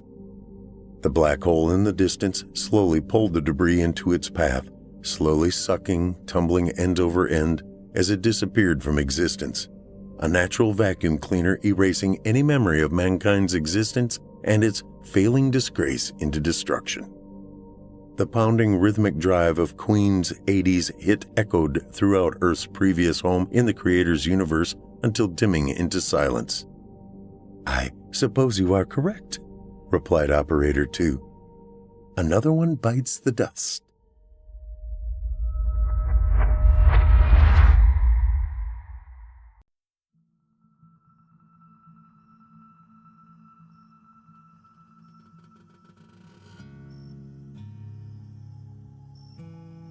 What's an unmish? Thomas pulled heavily on his cigarette as soon as the words left his mouth, tipping his head back and looking down his nose at Mark while the tobacco smoldered. Thick cables of smoke laced their way overhead, mingling with the steam of a late June evening. In the lawn in front of Mark's porch, ghostly fireflies gleamed in the vapor, blinking quietly like the eyes of diligent spies. Thomas snatched the cigarette away, and the bright ember end went dark like another firefly. Blue smoke bloomed from his mouth and nose, obscuring his face. Overhead there was a percussive zither of grasshoppers while small frogs rumbled anonymously in the darkness below the porch. The single streetlight cast its fire-colored light into the humid air, which refracted it in a hellish afterglow. Unmensch. It's a German word that means beast. Well, literally, I guess it means inhuman or abhuman, but the general way that people use it in English is like beast or monster. I think abhuman is the best translation. It is just a general idea of being completely alien, totally anti-human. The antithesis of everything that's good or redeemable about people. Oh, I thought at first it was like the opposite of Amish. I mean, you did say it was an Amish term, right? I said that when I spent the summer roofing houses with the Amish crews, they told me about it. It's not really Amish per se, but the Anabaptists around here believe in it, or some of them do. It's a Central European superstition, I think. They have versions of it in Switzerland and Italy and Germany and Austria. I read about it somewhere when I was doing some research for a report in my anthropology class last year. It was supposed to be over a superstition or urban legend from our hometown, so I picked the unmensch. You're kidding me. Why would a college class spend time talking about superstitions? Mark was leaning back in a folding chair looking out over his parents' front yard. He rocked his head a little and took a sip of a Long Island iced tea from a plastic cup. It's culture. It's not fucking culture. It's delusion. I mean, I'm not saying it's real or anything. Just that you can learn a lot about humans and what it means to be human from their superstitions and religions. It doesn't make it real, but I just think it's a damn waste of time to go to college to talk about the kind of shit that college was made to knock out of people's heads. Thomas angrily flicked his cigarette into a bucket filled with sand and pulled a new one out of his shirt pocket. "I mean," he said while he fumbled with the lighter, "I'm only a year younger than you, and I only took one semester at Ball State before I came back here and I got a job at the mill. But I'd almost say that one semester did me more good than 4 years." Mark smirked dryly and crossed his leg over his knees. "I should have been careful about bringing it up around you." "I'm just saying that, true or not true, studying superstitions can shed light on the human condition. Not saying that everyone needs to get born again or have the 10 Commandments hanging on their walls. This isn't even a mainstream religious story. It's got pagan roots." "Bullshit. The Amish wouldn't keep pagan superstitions around." Mark's face hardened a little, and he peered uncomfortably at the ground at the base of the street lamp. He moved his hand casually, almost as if he hoped Thomas wouldn't notice, to block the bright light from the bulb. Something had seemed to stir behind the pole, low to the ground. But it was just a cat slowly moving towards something on the ground, something smaller and slower. "These Amish do. The Amish in Adams County aren't like the ones on TV or in the drugstore books. They're strange people. They come from the Swiss mountains where there wasn't a lot of law and order during the Middle Ages. In the same class, I read a book on the witch trials during the 17th century, and it talked about how most of the worst trials were directed at these lonely rural communities in the mountainous regions of Europe. The Alps, the Carpathians, the Pyrenees, the Scottish Highlands. People took longer to orthodoxy Christianity there. Pagan beliefs blended with Catholicism and made these weird hybrids. Well, the Amish who lived in this area come from the Alps, not Bavaria, and they don't even speak the same language as other Amish. It's a Swiss folk kind of German, but that isn't even close to Pennsylvania Dutch. Not by Amish standards anyway. So yeah, the Amish around here have some strange notions. Thomas's forehead was still stiff, and his eyes glowered under his eyebrows.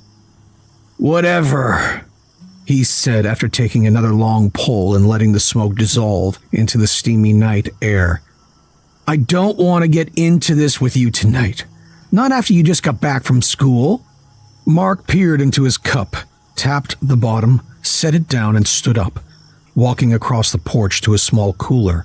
He dug through the ice and pulled out 2 Long Island iced teas, handing one to Thomas and opening the other before sitting down. "I know what your feelings are about me getting a degree in theology. An oxymoron if you've ever said one. I'm a curious person." "But what's there to be curious about? It's like getting a degree in fairy tales. People study those too. But they don't think they're real, man." "I don't know what I think is real. I just enjoy learning about what other people think." "Well, you know, I think it's a waste of time and brain cells, so there's no point in reminding you." "No. So tell me about the Unmensch and get that bottle of Jack before we get that it's here." Mark nodded and reached under his chair where the bottles sat unopened. He poured them each a finger into plastic cups, and they slowly swallowed the whiskey before returning to the Long Islands. It was getting close to 11. The heat of the dead sun was radiating vicariously from the pavement, sidewalks, and house siding. A barely perceptible chill had begun in the soil, coming up between the grass blades and manifesting in a bank of dim vapor that hung 3 inches above the ground. Well, like I was saying, the Amish who were roofing with me told me about it, and I looked it up in the library at school later and found out more. It's an unlucky thing to see, a kind of black shuck. "What?" It's a British demon hound, a huge dog with blazing eyes that foretells your death when you see it. It's what inspired Conan Doyle to write The Hound of the Baskervilles. The legend in the beginning of the book is real, it's just tweaked to work with the plot. Okay. Well, the Unmensch isn't the same as Black Shook. It doesn't just appear to people randomly. It's supposed to start to follow them a long time before it shows up.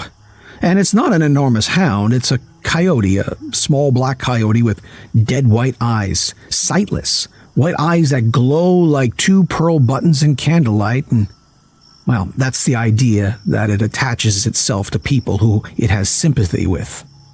A sympathy?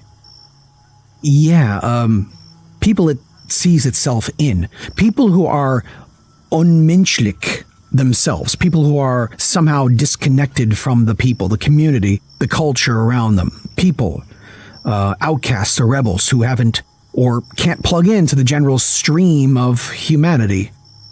And it starts showing up to them. Supposedly. Okay, then what? They die.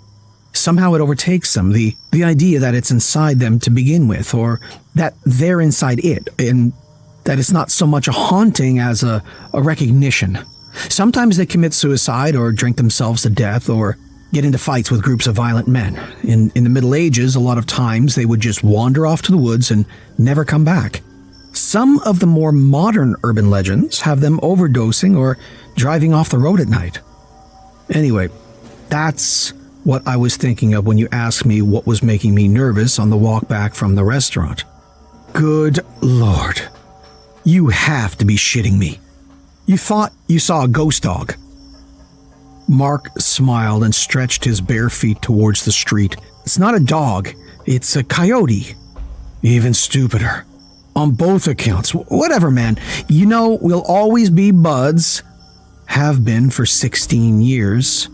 But I just never thought that one of us would actually get out of this shitty town, actually go to college, end up being somehow backwards and superstitious for it. I mean, I don't think college is the only place to get an education. Look at me. I mean, I still live here, still drink here, still work here, and I'm still a critically thinking, libertarian atheist. But you go off to a good liberal state school in a fucking New York, and you're the one who comes back talking about ghost dogs. I'll be damned if I get you, man. But we'll always be buds. Mark smiled to himself and nodded. I'm glad for that. Mark had finished his iced tea and was pouring both of them 2 fingers of whiskey. That should probably be the last of it, because Thomas had to walk home and they could save the rest of the bottle for the next weekend. He swilled his cup and took a slow sip, looking half anxiously under the streetlight. But nothing was there. Probably he hadn't seen anything following them on the way back from the rib joint, but his mind had been active all night. It was close to the end for this friendship. He could feel it. He had felt it before. This was the dry rot that grew worse with every passing summer. It had taken 1 summer before he had stopped hearing from Tanner and Stephen and Ty. 2 summers before he had outgrown Luke and Carter. And now he felt the gulf widening between him and his oldest friend. There were 3 or 4 others from his hometown that he still saw, but not with Thomas. Thomas had never liked them, and it was just one more chink in the growing chasm between them. It was as if he felt that when Thomas inevitably walked off his porch, down his sidewalk, and into the thick of the night air, he would be swallowed forever by space. Thomas was about to light his 5th cigarette when he suddenly dropped the Zippo with a loud start. The lighter clattered to the porch with a clang, the wick still flaming. Mark darted over and picked it up before a fire started and looked up at his friend. His eyes went to his hands, where he expected to see a blister forming from a burn. But it was his face that seemed to communicate a more accurate story. His eyes were pinched in a kind of furious shock, and his teeth were set at resistant fear. Something behind Mark had startled him. Mark's own stomach now tightened. But it was such a silly thought, and why should he, just as fervent a believer in science and reason as Thomas, be concerned by what his friend had seen looming over his shoulder? What was it? What did you see? Fuck, man. Nothing. Whiskey in my head, just some kid moving around in a weird way across the street, I guess, some kind of sick kid. Oh, why? Mark asked, his voice croaking. Why sick? What do you mean? Just the way he was moving. It had to be a he, some sick perverted kid. Shouldn't be moving like that. Fucking weird, man. Now, Mark was wondering if mixing the whiskey with the iced teas had put him in this jittery state of mind, but he didn't want Thomas to see him startled by what was likely a strange play of the shadows from the streetlight. If Thomas realized how truly nervous this made him, their friendship was almost certain to end then and there. The last strand of respect would snap, and another old friend would walk away from him. But there was something about Thomas's reaction that made him feel slightly less self-conscious. His eyes were still scouring the dark street running perpendicular to the one in front of them, and Mark wondered if his own fear might be forgiven, maybe even shared. But before he could ask Thomas anything else, his friend slung back his whiskey, successfully lit a new cigarette, and started for the sidewalk. Hey man, I gotta be getting back. It's pretty late considering I got tomorrow, so I'm gonna split here if you don't mind. No problem, buddy. Do you want to come over next Friday? I was thinking about burning those moving boxes in the fire pit and having a couple people over. Thomas stopped without turning around. The cigarette bobbed as he talked, sending blue mushrooms into the black air where they shone in the streetlight. Who are you thinking? I don't know. I'll tell you when I get an idea. Let me know if you think any of your work friends would like to come. Thomas stood quietly for a moment, then nodded and stuffed his hands in his pockets, making his way down the sidewalk. Across the street, under the street lamp, and then beyond it as he faded into the darkness, transmuting into a shadow. The fireflies had all since disappeared, and all Mark could see of Thomas was the ember end of his cigarette, like a single red firefly, slowly fading down the street, blinking in regular spasms of dull light, until it finally had gone too far by itself and was engulfed in nothingness. Mark went to bed that night and awoke early in the morning, his pillow drenched in sweat, his sleep crowded with nightmares. The light coming through the window was ashy pink, and he decided against trying to go back to sleep. He showered, dressed, and spent the morning applying to research jobs and writing articles for the half-dozen blogs he worked for. When the day warmed into noon, he went to work at the Alpine Rose, his town's sole coffee shop. And when noon faded to evening, he folded his apron and began what he feared would be another lonely walk home. But it wasn't lonely. The summer air was pregnant with the perfume of flower beds, sparkling with bird calls, and even the purple afterglow of twilight seemed to have more in common with the faded warmth of day than the hastening gloom of night. He walked home lazily, passing a former teacher here, a high school acquaintance there, waving cheerily to each other and exchanging kind words. It was not the sort of evening that he'd expected, almost as if a series of filters had been lifted from his eyes, revealing a world of warmth and connection where he had anticipated one of cold loneliness. He returned to his room, answered emails, read the news, listened to some music, and fell asleep. It wasn't until 4 a.m. when he woke up. He knew immediately that he was not alone, and instinctively turned his head towards the far corner of his room, behind his right shoulder, where he saw the curled shape of a human being. It was bent over itself in a strange manner, freakish, unnecessary, awkwardly, almost as if it had been placed in a dehydrator and sucked dry of moisture, curled into a hollow husk. Its black hair and beard framed the white skin of its face, but the hollows of its eyes stood out even more starkly, empty and dead. Then why did it move? What animated its weightless legs and bony arms? With weak, fragile motions, It started from the dusk and walked towards the window on the other side of Mark's bed. The white flesh now glowed in the moonlight, unwholesome and mottled, unpleasant to remember or describe. It seemed to be the shape of a small man who had grown even smaller through the natural loss of his body fluids. A dried raisin hovering over Mark's bed, stretching out his arms which cracked and creaked like old leather being stretched out of a familiar shape, while the murky sockets forbade any recognizable expression. The bearded face seemed to wrinkle into a pleading grin, emphasized by the reaching fingers, the skin around which had hardened and dried into a transparent crust. But before Mark could accept or reject the supplication, and he later shivered at the thought of what reaction either response would have warranted, the face twisted spasmodically, as if suddenly possessed by a new wearer, and the tangle of limbs fell to the floor where the figure scuttled around on all fours, whelping eagerly like a wild dog. Something fundamental seemed to change about the shape. He watched with revulsion as it backed away from him with newfound flexibility. On the floor, he could only see the white skin of the bearded face, now invigorated with a horrified expression, but could tell by its movements that it was backing away from him like an obedient dog across the room and out the door into the hallway.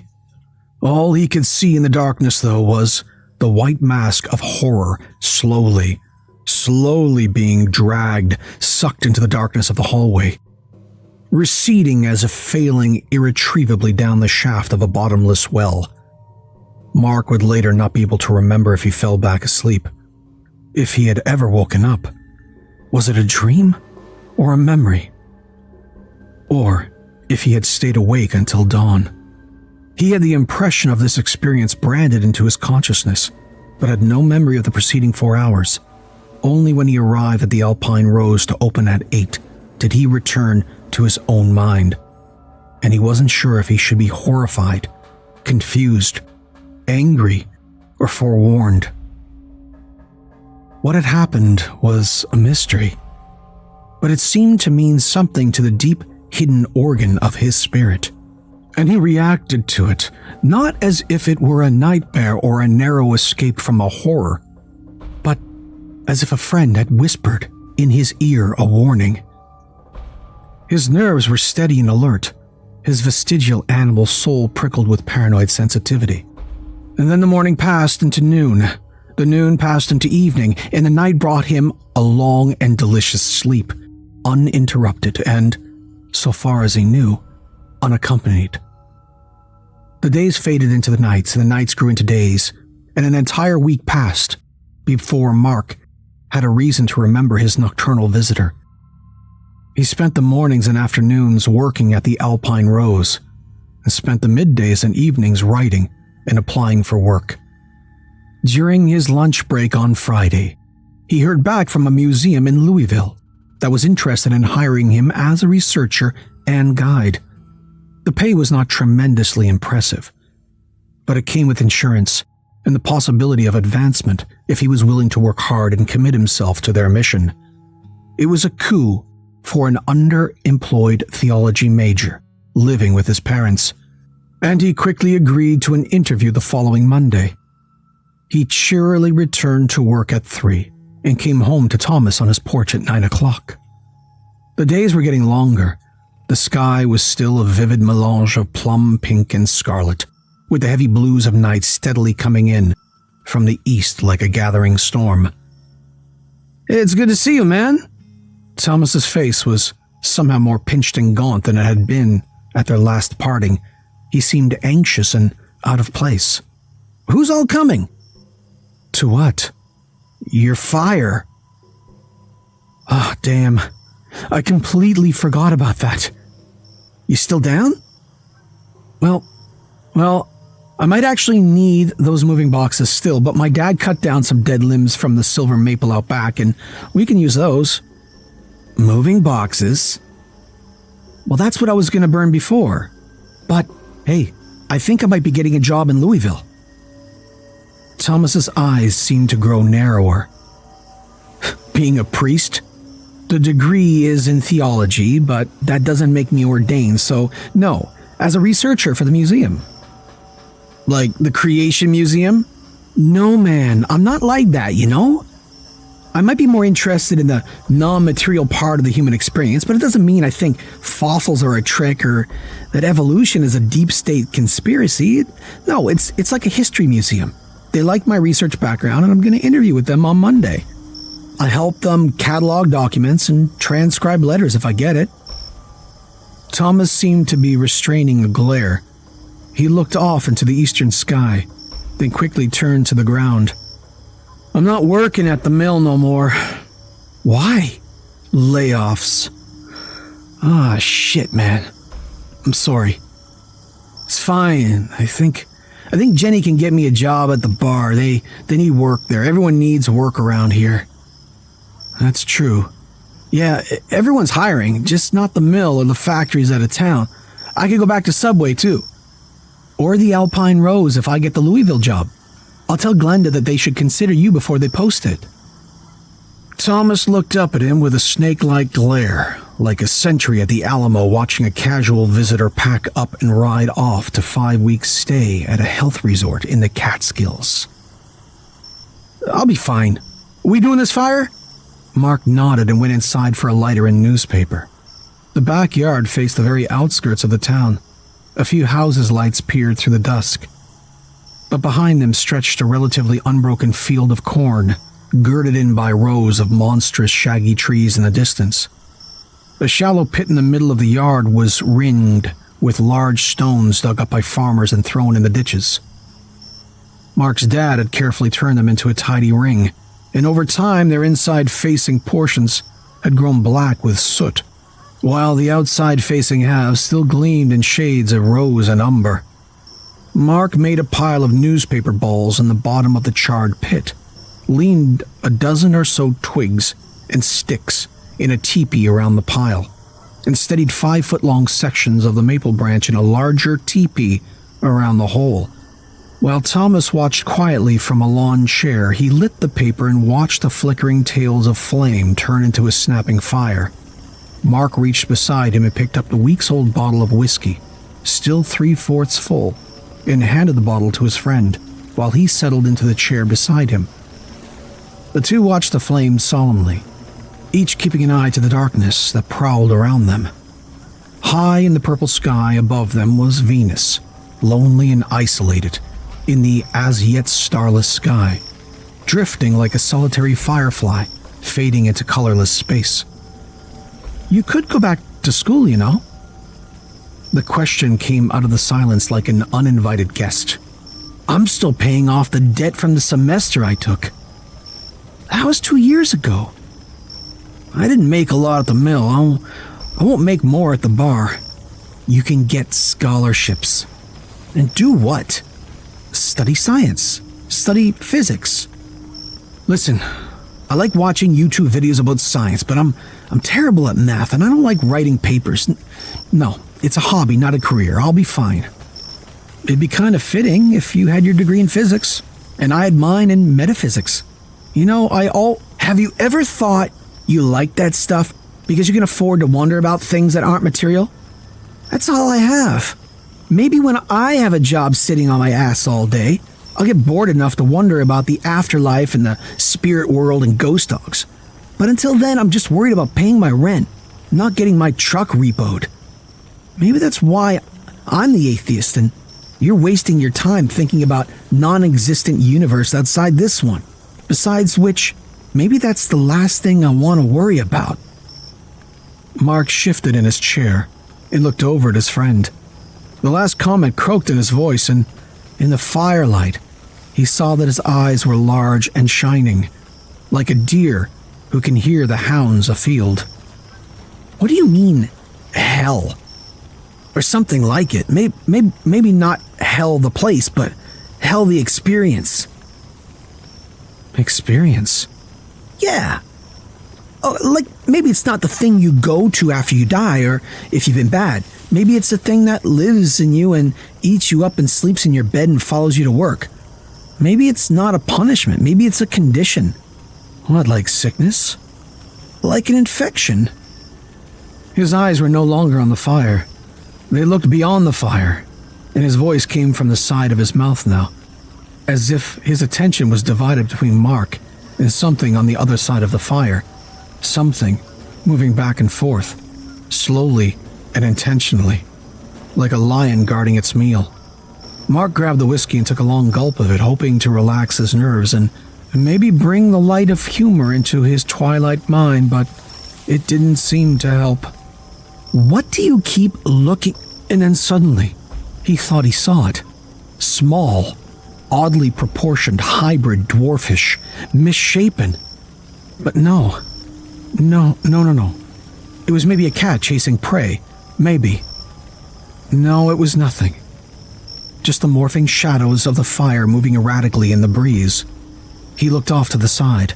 There were no fireflies in the grass and no stars in the sky. The night was deep and black, and it rained unchecked. I wish you would maybe consider moving from here. Maybe go to Fort Wayne or Indy. Find something bigger and better to do with your time. I think... Thomas's voice came out the side of his mouth in a dull whisper. What did you say that thing was called again? That Amish legend. The Unmensch? Yeah, the Unmensch. What did you say that means in English? Mark looked around them and was surprised at how dark it had gotten. The street lamps at either end of the street seemed domed in brown glass. The lights of the neighbors' houses all seemed to be off, snuffed. Something moved behind them, something small and light. The cat, he thought. Something with 4 legs, something low to the ground. It literally means unhuman, but you could call it beast or monster or creature. What did you say you preferred? You preferred something. I think I said abhuman. It was a good translation. Or anti-human. There didn't seem to be any grasshoppers in the trees or frogs in the fields. The whooshing, snapping voice of the fire was the only company that Mark felt in his soul. It's part of the spirit, you think? It's an urban legend. What do you think? I think it's a superstition. Cultures come up with these narratives to explain a psychological state or a part of the human experience. They invent an idol or a god or Santa Claus to help illustrate a chapter in the human condition that they can't explain. What if they didn't invent them? Said Thomas. What the fuck do you mean? What if they've seen them? What if they dreamed about them? What if they're part spiritual and part material, a combination of the two worlds? The fire seemed to flare and grow wider. Mark struggled to see anything outside of it. It was so bright and white, and the darkness was so exclusive and opaque. You don't believe in a spiritual world. You do. I'm curious about it. I never experienced it. I'm just a student, not a damn shaman. What if the Unmensch is part of both worlds? What if it can live in them simultaneously? Not like a ghost or burglar, but something in between. What? A burgling ghost? Mark had expected his words to knock sense into his friend. Maybe even bring out a chuckle, like the stupidity of hearing Thomas reference his interest in ghost dogs, diluting Black Shook and the Unmensch to 2 stupid, silly words. But Thomas turned to him, and his eyes fluttered with shock and fear. Yes, a burgling ghost. A thing that can break into your room and break into your head at the same time. Yes. His eyes bulged piteously from his white, gaunt face, and the rims of his eyelids gleamed red from what could have been sleepless nights, habitual crying, or a combination of the two. Mark suddenly recognized the great vulnerability of his friend, and felt an electric fusing of his own spirit and body. The pain and isolation of his soul now converted into physical agony, as his hands shook and tears started to seep from his eyes. What's happening to you? How can I help? I want to help. Don't shut me out, man. What can I do? But at that moment, the tallest log collapsed with a crash and took the smaller logs with it in a sudden shower of orange beads. In the momentary darkness before the fire recovered its breath, Mark saw something dark and angular sitting on the other side of the fire. Something that had been perfectly covered by the lapping wedges of flame before its collapse. In the brief seconds before the fire rose again, in the red glare of the embers, he saw a gaunt black dog sitting authoritatively on its skeletal haunches. The shaggy fur hung over its emaciated form in mossy tatters, and its lower jaw laid on its lean chest, as if held to the upper skull by only a few strips of muscle, giving the impression that the animal was either screaming or laughing. But its dead white eyes, like two clouded pearls, gave no sign of its true emotion, as they glowed wildly in the flash of the falling logs. In the span of a second, it seemed to melt into the dark, without making a motion of its ragged head. God, that dog has to have rabies. Fuck, man. Let's go inside and get my dad's rifle. Someone needs to shoot the face off that dog. But Thomas didn't respond to his friend's shock.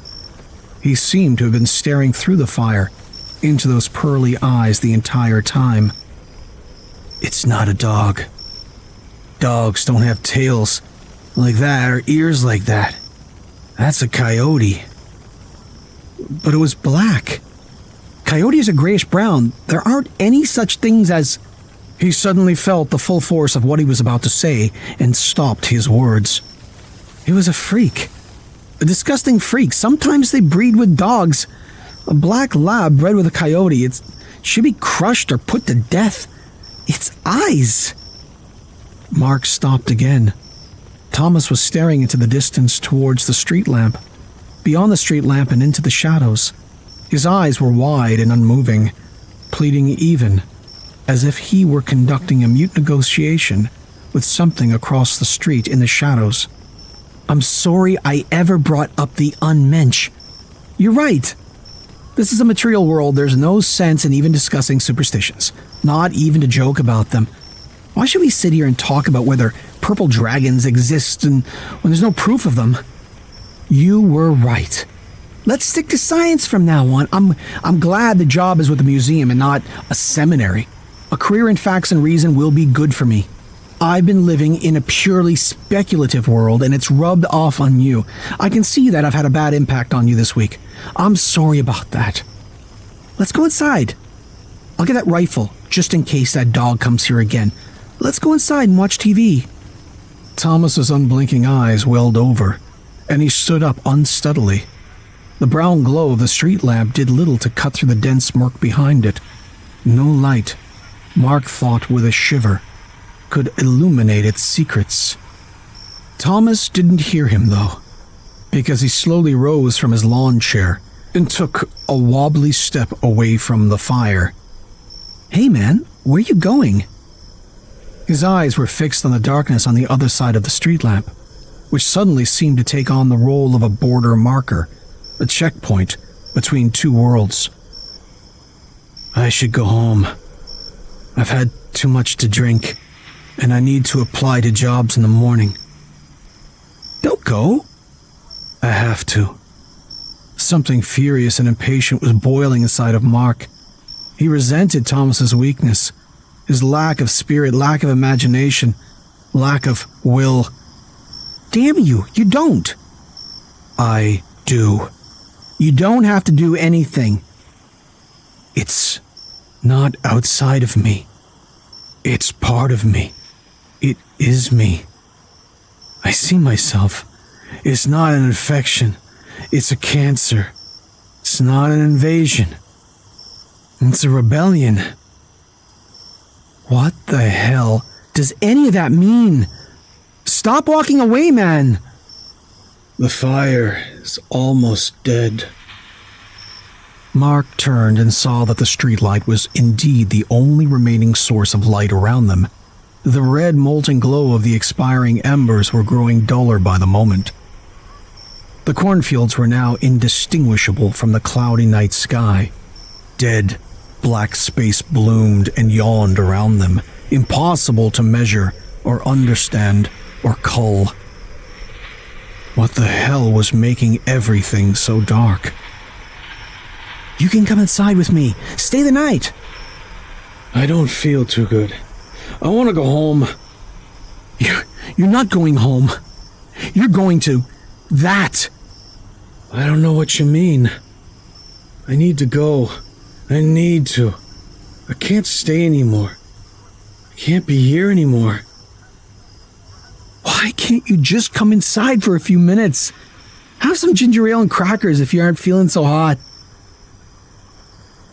Thomas's unblinking eyes followed something's movement in the distance, crossing back and forth, then seeming to sit still, perhaps in the middle of the sidewalk that he was now standing on, the sidewalk that led across the street and into the distance. I don't have anything left to do here. I should go home instead.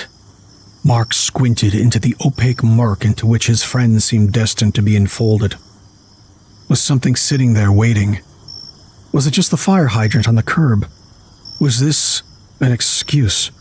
Or was it a change in attitude, a shift from aimlessness to responsibility that he should support? It didn't seem to matter, because Thomas didn't wait for a response or a parting gesture. He floated off down the sidewalk, limping towards the intersection with a steady, measured pace, like a man being marched to the writ of his execution. He passed under the large paternal trees that sheltered Mark's family home, momentarily disappearing in their shadows, before emerging at intervals into the pools of gloomy light that poured between their twisted boughs. Mark felt two impulses struggling within him, one human and gentle, which longed to rush down the sidewalk and drag Thomas inside by the arm, to touch, keep, and protect his fading friend. And another, animal and self-interested, which breathed a sigh of relief at the departure of this plagued companion. It exulted in his retreat in the same way that Mark's ancestors had beaten their leprous companions away from their food and fire, thrown out the weak members of their camps, and chased away the maimed comrades whom they knew would only slow them down and attract predators. A part of this vestigial selfishness sighed in relief at Thomas's departure. But the human spirit in him watched with awe and regret as he passed under the streetlight on the corner and faded into the black space behind it, like a necklace dropping into a still pond, where it could be watched sinking through increasing curtains of darkness until it was impossible to see and impossible to recover. When Thomas finally had been swallowed into the dusk, nothing could be seen from where he had faded, nothing except for two pinpricks of dull white light, the dead, marbled glow of reflected moonlight, perhaps, or of two sickly fireflies hovering side by side. With a sudden, almost immediate turn, however, the two lights were doused, leaving nothing but space, illimitable, featureless, and unknown. Mark had intended to visit his friend the following morning, but was prevented by a high temperature. Maybe Thomas hadn't been making excuses. There seemed to have been a powerful contagion in the air that night, and Mark was bedridden all weekend, sleeping fitfully for 2 days before his fever broke and he felt well enough to stand and move around. But it was the day of his interview now, and he had a 4-hour drive to Louisville. He was able to move it forward from the morning to the afternoon, but there was no time to check on his friend, other than to report his sickness, and to check on Thomas's condition through a few brief texts. The interview was at 2, and by the time it was over, having gone predictably well, he was feeling healthy enough to explore what seemed to be his new city. By the time he arrived at his hotel room later that night, he found a missed call from the museum, offering him the job. He quickly became drunk with the excitement of the next stage in his life that he didn't notice Thomas's text asking him to call as soon as he could.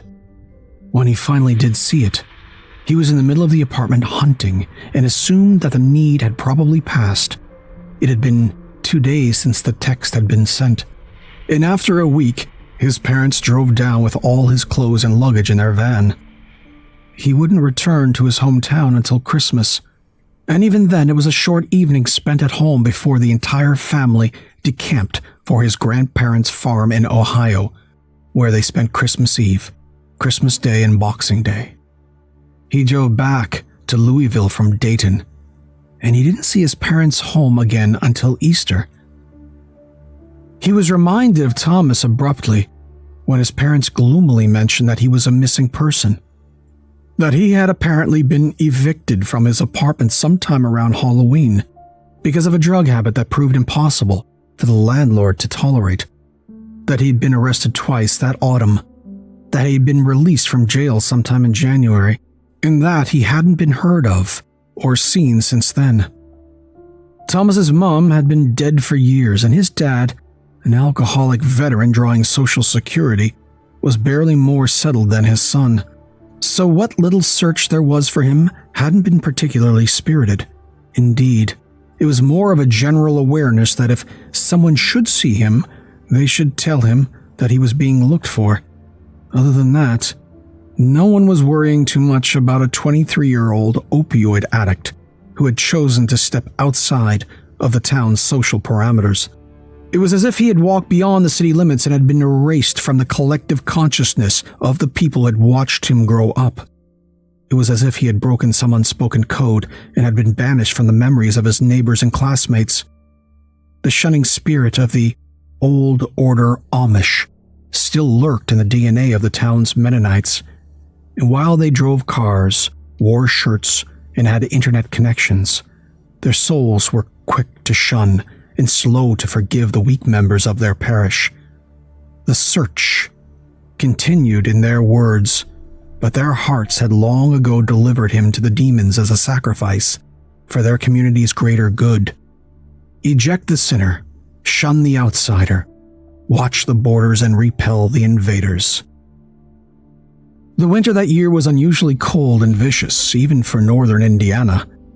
Heavy frost kept the ground flinty well into April, and the farmers grumbled about it to anyone who had the patience to listen. Finally, 3 weeks after Easter, the temperatures rose above 40 degrees, and the spring sun thawed the icy soil, breathing life into the gray earth and hope into the farmers' tired hearts. It was about a week after the tractors took to the fields with their tillers that one Amish man, Ernest Eicher, who had paused his team of horses to move a heavy rock out of the way, noticed a revolting smell coming from the culvert under his driveway. The earth was drenched, black and heavy with rain, and the scorching sun drew the moisture into the air, which was thick and pungent. Eicher's shirt clung to his skin and his red face streamed with perspiration. As he urged the horses on, cutting through the dead earth like a surgeon at a post-mortem. The stench hung in the steam, which seemed to magnify its range and pungency, and the howling whir of the flies hadn't escaped his notice. Removing his sweat-bleached hat, he reined in the horses and took a hesitant step towards the stench. Something was rustling in the shadows there. He stopped his breath with a jolt when a pair of black birds suddenly shot out of the darkness, wings smacking like crumbled paper, and disappeared into the twisted oak whose shadow blanketed the ditch from the sun. He followed their flight and felt his brain reel. The tree was bristling with wings, black with ravens. They looked watchful, impatient, and hungry. Eicher called his sons Levi and Jacob to tend to the horses and keep an eye on him as he descended into the ditch from where the odor was emanating.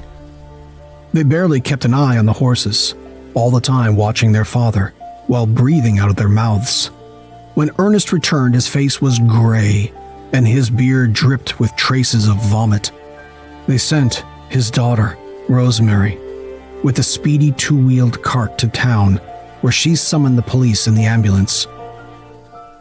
The remains had been chillingly preserved by the winter weather, but the spring thaw had begun its work, and the jellied eyes had been quickly eaten out by peckish crows.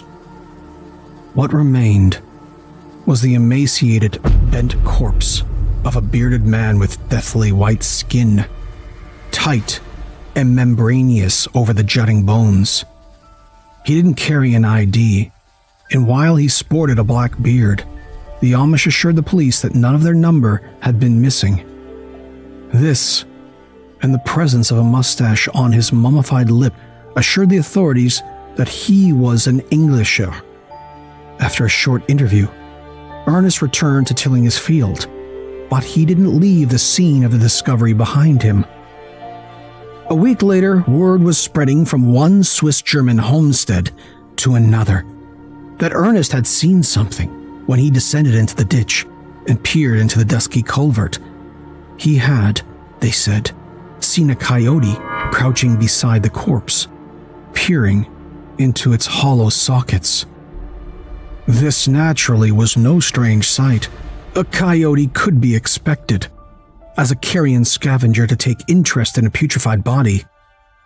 What was disturbing was its princely authoritative attitude, thoughtful rather than eager, calm rather than ravenous, and its black pelt. It was black, Ernest said, that made the shadow around it seem blazing with light, a black that consumed and refused to give back. He, the corpse, Ernest supposed, might have been under the power of the Unmensch. The body was never claimed, although some suspected it might be the body of the boy who had gone missing in January, but his father had died over Easter weekend, and there were no other relatives to take interest in his recovery. So the vagrant was buried in the potter's field of the Mennonite cemetery under a small stone with 3 numbers on it. The numbers I have forgotten. Even though Mark never heard about the rumors that swirled around the Amish gatherings, or the burial of the vagrant, he still thought from time to time about the night that Thomas dissolved from sight, how he had walked into the murk and disappeared. He had been seen many times since then, of course, had his fingerprints and mugshot taken, but for Mark, that was the last sight he had had of his friend, before he followed whatever thing inside of him led him to whatever place he ended up. Where was he now? Panhandling in Fort Wayne? Tending bar in Toledo? Going to a community college in Terre Haute? Driving down a ribbon of highway in Nebraska? Or standing in a soup kitchen in Kalamazoo? Mark knew that only one fate could be real. All the others were imaginings, but one of them, maybe one that he hadn't thought of, was real, and he could not be changed. He thought of the haggard phantom that pleaded to him in the moonlight, but then he thought better of pondering this vision, and he tried to forget it. He shut it out of his mind, surrendering to work, to relationships, to alcohol, but to no avail. He would continue to see it, standing at the foot of his bed quietly, patiently, or being dragged away into the murk, silently, submissively, in his nightmares, for the rest of his own abbreviated and bedeviled life. But Ernest Eicher didn't forget what he saw, and the Amish people prayed for the soul of the eyeless thing he had found in the culvert, nor could he forget the shaggy black beast that had been squatting in front of the rotting heap, gazing deeply into its gutted sockets. He hadn't seen its eyes. God, sei Gilbert und Gebendheit, he said here, with a tremble, before whispering, God, in his mercy, here, protected his humble servant from seeing the Auge der Unmensch, with his own eyes clenched in prayer. But he was sure that they would have been dead and white, like 2 pearl buttons glinting in candlelight. like two fireflies fading into the colorless vacuum of space.